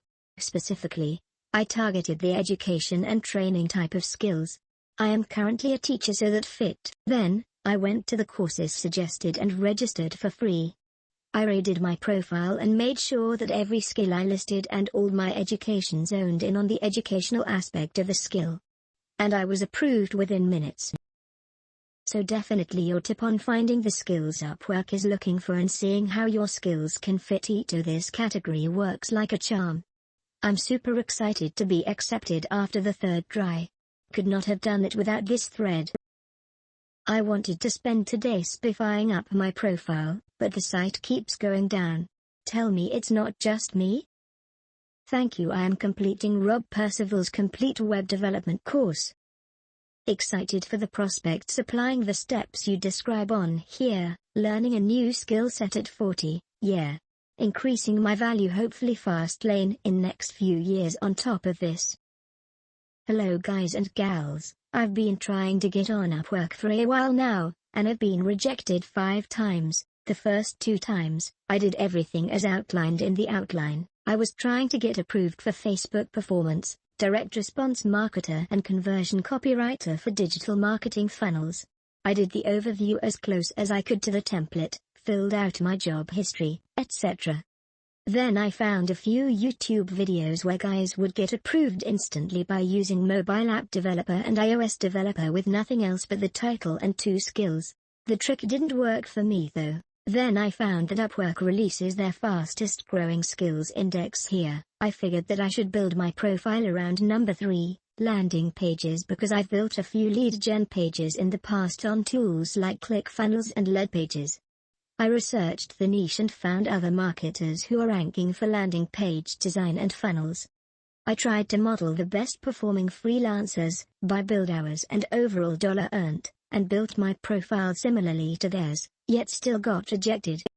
I've already found a few jobs that could be a good fit for the skills I have. I've managed €18k monthly ad spend on Facebook, profitably, so I could apply for Facebook media buyer jobs and PPC jobs. I've written copy for Facebook ads, lead gen landing pages, phone call sales scripts, a few lead magnet PDFs, 5-day email sequences, and blog posts, so I'd like to apply for copywriting gigs, especially in the health market. I have a BA in physical therapy. I've designed landing pages for 7 sales funnels on ClickFunnels and other landing page builders, so I could apply for landing page design jobs. I've also helped a few of my clients with market research and go-to-market strategy and funnel strategy, so I could apply for a marketing strategy VA jobs. These are the 4 main categories of jobs I have experience in and would like to apply for. From my research, I've found that there are plenty of marketing jobs on the platform. The problem, though, is that first I need to get approved by Upwork. So, could anyone more experienced with how Upwork works take a look at my profile and help me figure out how I could get approved? Here's the link to my profile. I researched that Upwork has Bring Your Own Freelancer program where clients can invite freelancers who are not on their platform. These freelancers get approved instantly. I'd even be willing to do a free project for the types of jobs listed above for someone to just invite me, so I could get approved. I know why I'm doing this. I need to make at least $1,000 monthly and I want to build up my skills before I launch a scalable business, and I'm confident that my skills are good enough to start. A couple things that may affect your chances. 1. Title is too long and too broad. 2. Try targeting an industry in your title such as dental landing page designer. 3. Adjust your rates to something lower in the $10, $20 range. 4. Add description to your education to show what makes it relevant to your skill. 5. Get rid of all of those extra words like bounce and ClickFunnels in your title. Those are the main things to play with. Beyond that, I'd keep trying different skills. If you still don't get approved, then it may be time to check out People Per Hour or one of the other up-and-coming freelance platforms. I can't get any work since being off Upwork for a few years, which caused my success score to drop. I followed your original Upwork copywriting guide and had some good success with Upwork in 2016-2017. But got off the platform in 2018 and 2019. I come back and see my success score is 70% even though all my clients gave me great 5-star reviews. I contacted Upwork and they told me that my success score decreased because I didn't have any repeat gigs with my last clients before getting off the platform. So I don't know what to do now because I must have submitted 50+ gigs and got nothing out of it. Should I delete my Upwork profile and start over? I don't see how else I can fix my success score if I'm not getting any jobs, which is being caused by the bad success score. Chances are your success score is not the reason you don't get responses. My success score dropped low once. I didn't blame the score for not getting responses. I applied to different kinds of gigs with offers too good to refuse until something worked. But I've also deleted my account and built it back up from scratch. So technically both paths work, but neither will if your mind's not in the right place. I don't know what you should do. If you keep your account, you may not figure out how to solve your problem, so you won't make money on Upwork. If you delete your account, you may not get approved on the platform again. Right now you're in but you don't like your circumstances. But are your circumstances bad enough to be worth the risk of not ever getting back in? You have to decide that. I should really stop dicking around on my own and just read your damn threads, honestly lol. I'm glad you exist, sir. I got rejected from Upwork last week, skill was saturated, but then was instantly accepted to people per hour as a conversion copywriter. I've read cash advertising, therefore I'm an expert. Would it be worth it to try for Upwork, or just keep trying to get something going on PPH? Go for PPH, and if you can find clients there, and get the cash flow going, why not? And yeah, never hurts to try again for Upwork if you got the time. I just wanted to thank for this thread. I wanted to generate some extra cash flow in order to ramp up a new entrepreneurial venture, so I hit this Upwork thread hard. A few points. 1. I already had a profile, but it was stale after not being used in a long time.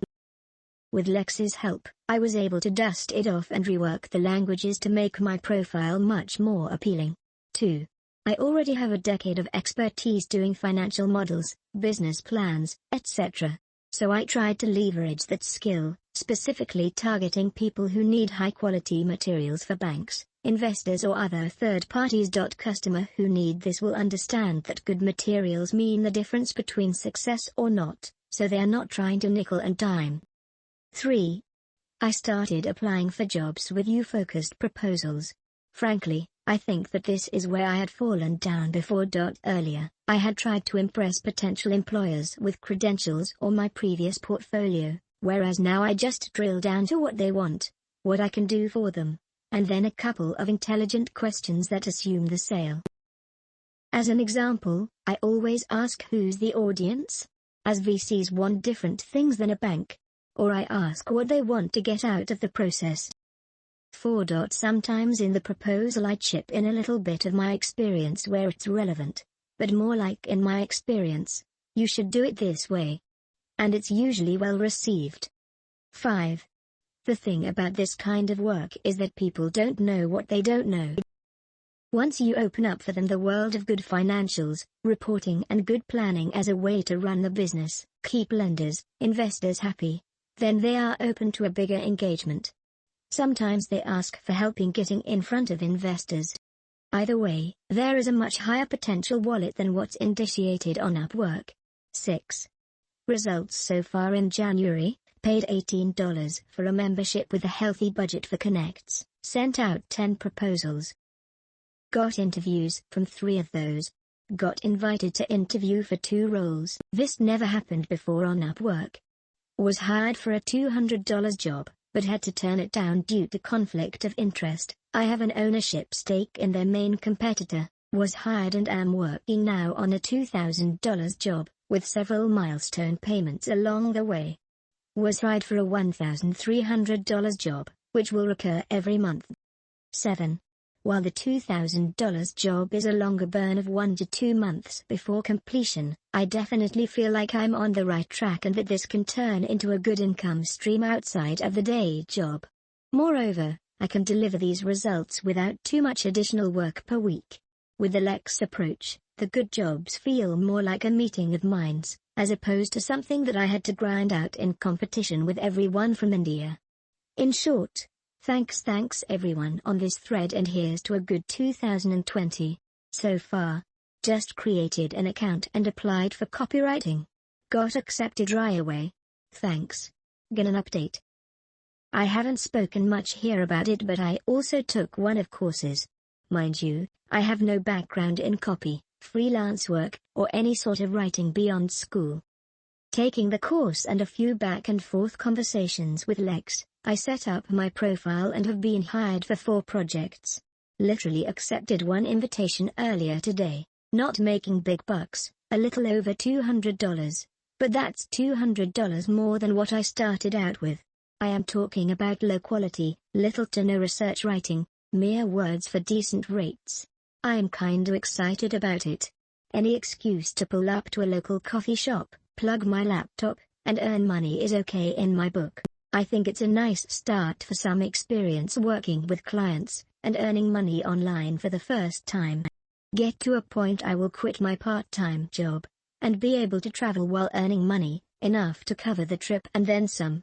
I am not sure exactly, I'd even be happy with $500 per month for the first few months.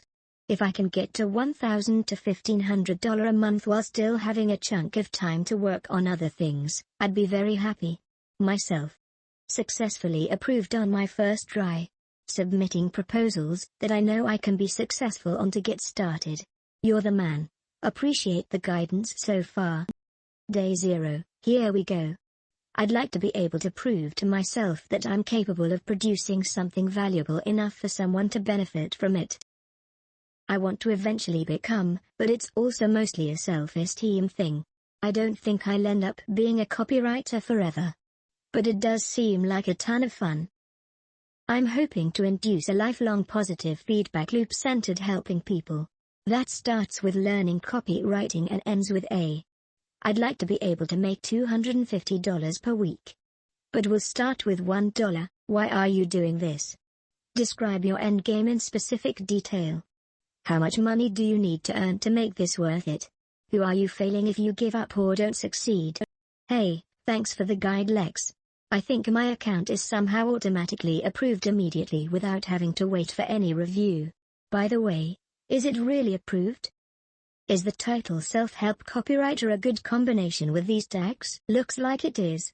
Congrats. You should also get an email notification on that as well.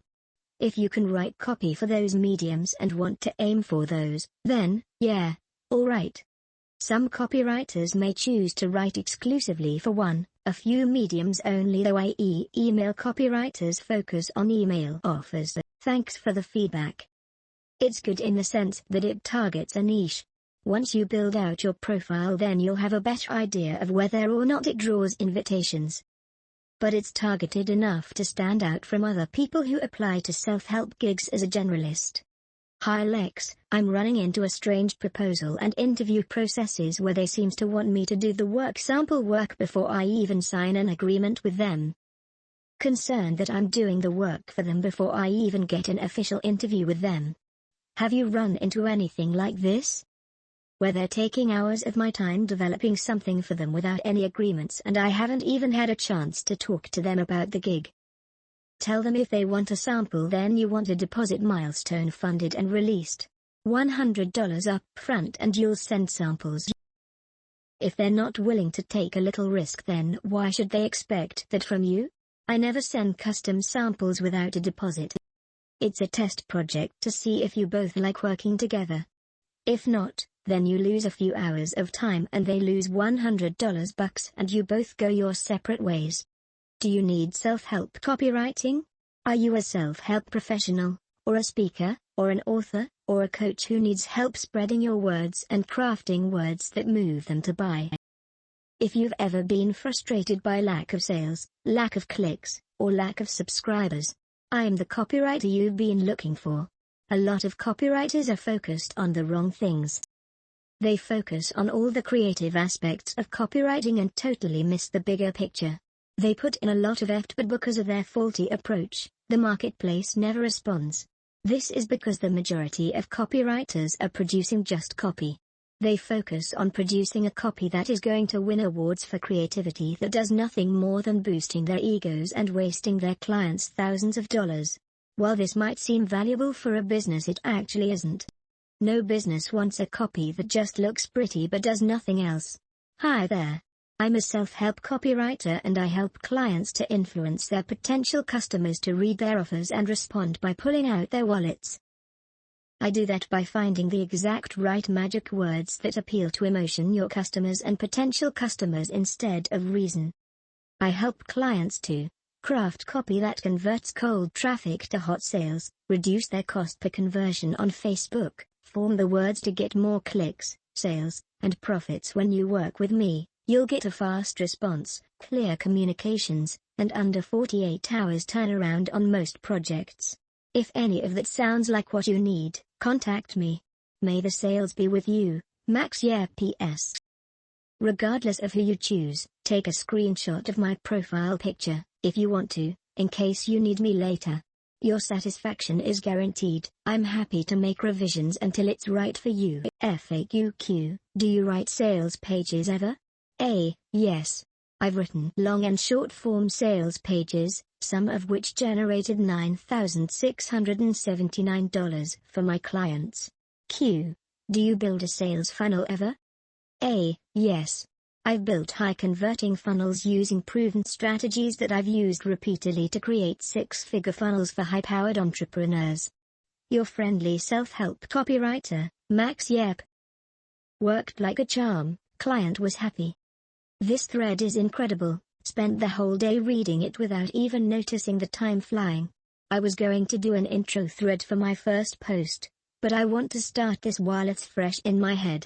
If I wait a few days I may never start, so I am just going to do this now. Because I am in a very bad situation right now and I need to get out of it ASAP, because my family is struggling and I cannot help them at the moment, and because I need to sink my teeth into something productive. I also realize that this will help me in many other areas of life. And I need to be successful again. It sucks to go from super secure to I don't know if I'll have something to eat next week. This needs to stop. I want my financial security back. And then I can start building again. My endgame is to grow into a person with a successful mindset, improve and learn new valuable skills and change my perception about online marketing in general. Obviously I need the money too. Honestly, any money right now would go a long way. Don't care about the amount, I just need to get the ball rolling again. The skills I will learn doing this will be making me money for the rest of my life anyway. For the sake of specific goals, $1,000 within the next 2 months would go a long way for me. Just me. But a happy and successful me can make this world a better place. So, in a way, not succeeding is letting the world down a bit. Massive pressure. Finally, I just want to say thank you to everyone posting in this forum. I just found it 2 days ago, don't even remember how, but I can't stop reading it, so much value. Now it's time for action, something I've struggled with my whole life. I haven't even read the books yet, but I will be doing it while taking action to keep the fire burning. There is a long road ahead, but I feel this is the road I've been searching for. I guess we'll find out. Edit. The 3rd of July 2020, just a quick update, followed lesson 2 today with some changes to make it authentic and got accepted within 30 minutes lol. I don't know if I got lucky or things changed, but this was a pleasant surprise. I went with the copywriting skill set and that is what I am going to work with. Funny thing is, I know nothing about copy, so that'll be interesting. On to lesson 3 now. Hello great thread. I have walked through all the steps in this thread and got approved on Upwork, sent 4 proposals and got a reply back from one of them. My question is, I have been working on corporate job for the past 4 years and have been always told what to do and everything was clear. Even if I had to learn new skill I had the confidence to learn and get the job done. But in freelancing I don't feel that way, at least not yet. I have robust experience in mobile app development, but when it comes to large or even intermediate projects I'm scared to even apply to them. Even though my past experience qualifies me well enough to get the job done, there's still some parts of the job details I'm not aware of, like 30% of what they need. In my corporate mentality I can learn these 30%, but in freelancing I'm still not bold enough to do so and risk it. I'm always scared that I might not be able to get the job done in the specific time frame or in the best quality or alone. What do you advise me to do? Is it okay to take and try projects that I'm not fully aware of how to do everything in them? If yes, how much % of the task is enough to decide that I can do it and apply to the gig? Is it better to take small and simple tasks until I'm confident enough to move to larger projects? These questions don't have definitive answers that I can give you. They're questions that you have to answer for yourself because it's your business. I take risks on stuff all the time, so it's easy to say that I would take a project even if I didn't know all of the specifics. To get specifics, just ask. Don't ask me though. Ask the client. They'll tell you everything you need to know. At this point I would be more worried about getting clients to respond to you in the first place. Figure that part out. Then figure the next part out when you get to it. Was bored this Saturday morning, browsing the forum as I so often do. Stumbled upon this thread, and holy moly is there a lot of value in these 9 pages. Figured I might as well dust off the old Upwork account and test the Lex DeVille Upwork application system. Yours. Wrote an application in 10 minutes. 2 minutes later the client responded. Hello Matt FFS, I really like your profile, and so far you seem like the best match for our business. I really enjoyed your question, and I believe that blah blah blah. Looks like I'm writing copy this afternoon. Congratulations. Awesome work. I also got my first gig today. I decided that I need to build some credibility and experience first, so I checked out the entry-level jobs about article writing, as DeVille suggested earlier in the thread. It's super low pay, but considering I've never written an article before, long forum posts don't count. It was a decent start. I wrote an awesome proposal using Lex's guidelines and got the job. There wasn't even an interview. I just finished the first article of the deal and I sent it to the client to see how he feels about it, but I am personally very proud of myself for getting to this point. And this is just the beginning. I also started reading cash advertising as I want to get good at copy. Article writing is just to get me started, but who knows? Maybe I will do both. I want to thank everyone in this thread again. We live in super hard times and having people helping each other is a beautiful thing. Hi everyone, I finished high school a month ago and I'm looking for a job. I don't have any work experience. Only option for me is to work as virtual assistant. If anyone needs one, I'll be more than happy to work for a minimal wage. I live in a third world country and main $3.4/h would be fine. Just need to start from somewhere. Thanks. Hey Luna, welcome. This isn't a good way to find work on this forum, or anywhere else really. If you want to work as a virtual assistant, you will have to show people what they get by hiring you as a Virginia. What are your strengths? Maybe you are a fast worker, or you are available at times when other VAs aren't available. Way too many people work for lower rates, thinking that lower rates equal to more work. Yes, that is partially true, but even then, what differentiates you with all the other thousands of VAs from India, the Philippines who work for a similar rate and have actual work experience? I see you speak English pretty well, so you could leverage that maybe. Or maybe you have other strengths, like you are a good writer, or good at bookkeeping, or are very persuasive when writing emails. I don't know you, so this task is up to you, but once you have figured out your strengths, try again. Prove to people that you know what you are doing, and that therefore you can help them, and they will be more than happy to hire you. Yesterday I completed my first job. First income in months. It was a small one, but the important thing was that the client was happy with my work. He praised me and even gave me a tip. The feeling is incredible. Now comes the hard part of doing this on a consistent basis. I don't expect every client to be easy to work with and to like my stuff, but I know I can put the work in. I would like some advice on picking jobs. Should I even bother with those that have been up for more than 4 to 5 days? I don't want to waste connects for no reason. I just feel like the chance to get hired when you are late to the party is much smaller, especially when there have been interviews and hires on the job already. Yet, the posting is still up and running, so I am not sure. I know I can get the job, but I am not certain the job is still available. What do you guys think? I have the same question too. Also, does number of proposals affect my chances of getting hired? Like, does applying to jobs with less than 5 or 5 to 10 proposals is better than jobs with 50 plus proposals?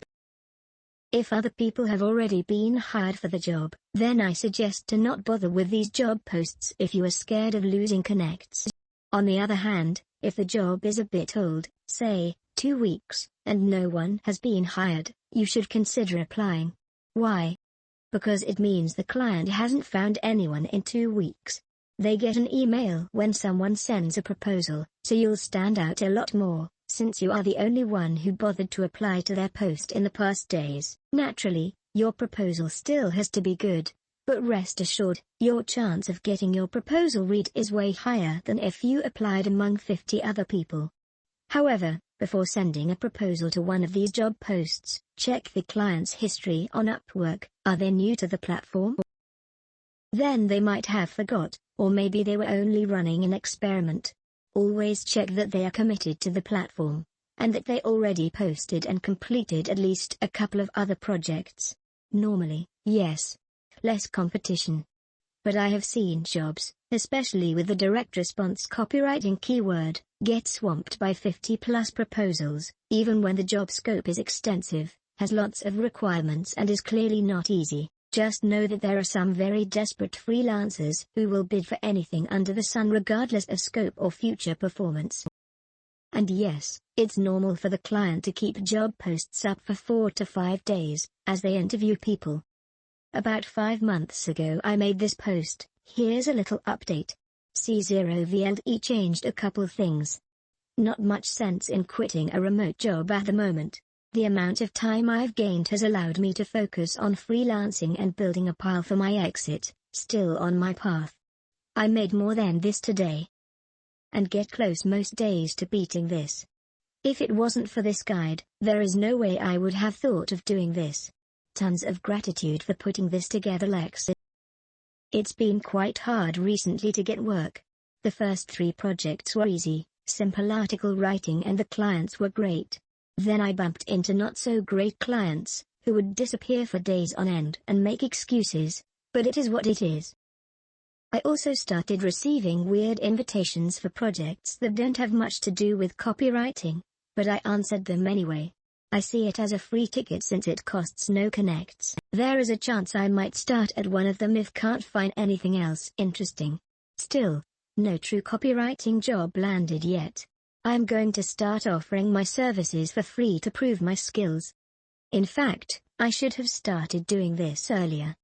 It would allow me to get some real experience and I am sure it will pay off in the end. Sorry for the double post, but there have been some recent developments. How things change in just a month and a half. I finally found my first copywriting job and I finally made some useful money. Some of it happened completely by accident, just like me finding this forum actually. It's so mental. For those interested, my process is simple. I pick my clients well and never lie to them. If I have no experience in something or I am unsure, I tell them straight. But I also tell them that I believe that I can do it and normally we set up a test job. Most times I pass it and from there it gets easier. Because I'm still new to this, almost everything is unknown to me. At first, it's scary and I wonder if I can do this. Then I do some searches or sometimes I ask the client if he has an example of something so I can visualize in my head what he wants. And then I start writing and things come together like magic. I try to apply all the major principles for copywriting and so far it's working. The best thing is, the more jobs I get, the easier it gets to find clients. After I got the first job, I started using it in my proposals. Same with the second, third, and so on. For the people that have doubts, just start. That is the hardest part. Once you begin, your brain will take care of you, I promise. It doesn't matter what it is, just start. And once you start, focus on helping people and solving their problems. Be a nice human and do your work as best as you can. The rest will take care of itself. There was always something with me and writing, but now I have actual evidence that I can do this and people liking your work is so motivating and fulfilling. I can't thank Lex and everybody else in this amazing forum enough. I don't visit it as often as I should, but I will always be grateful for the value I got from it. Hello everyone, just want to give a big shout out to Lex, thanks for this thread. It has been really useful. I have just started my first job. Thanks for the easy and powerful tips. It did 2 things for me, helped me be more effective in my communications, but also provided the little baby steps I needed to keep my momentum and avoid panicking and falling back into the good old analysis paralysis trap. Well, it turns out this first job was a bit rough. Not the job itself but instead the client. Looking for a bit of advice TLDR. Client never voiced any concerns in the project, didn't even see my work and suddenly without notice cancelled the contract, gave me a 1-star review unfairly accusing me of incompetence and fraud. I asked him why he cancelled the contract and explained the deliverables were ready. He said he was concerned about questions I asked the night before and why I hadn't asked them on the first day, I had provided him an example of my calculations and asked him to confirm it. I explained my process involved first reviewing data and inputting files and then coding, calculating, etc. I have provided the deliverables and he said he may update his feedback. WTF do I do? Am I screwed on Upwork since this is my first job? The weeds. So, to give some context, the job was data wrangling and calculations. It consisted of combined 4 identical format Excel files and then applying the following calculations to 800 agents earning. I started working the day I got the contract for $40 and put in 3 hours setting up the repository, sending a mock-up deliverable, reviewing the source data and starting the Python script. He asked when I could complete it and I said worst case scenario was 7 days. I was being conservative in case something popped up and I couldn't work on it. I got no response back so I thought it was fine. The next day I spent 4 hours figuring out the proto code, writing the script and reviewing the results. I had intended to spend another 2 hours before providing the deliverables when he suddenly cancelled the contract. I felt that this was a reasonable time needed for the job, about 1 day's work. Usually I use R, but in this case I used Python and was a bit rustier, so it probably took about 20% longer than if I did it in R. I still thought this was reasonable. If anyone does data analysis in Python, let me know if this is reasonable. Most importantly, how can I salvage my reputation on Upwork? Also, what are the lessons on client management? I think I need to clarify his expectations of time needed, budgets, etc. So update on this issue. I talked to the client and as I expected he had freaked out because I had not properly explained the process.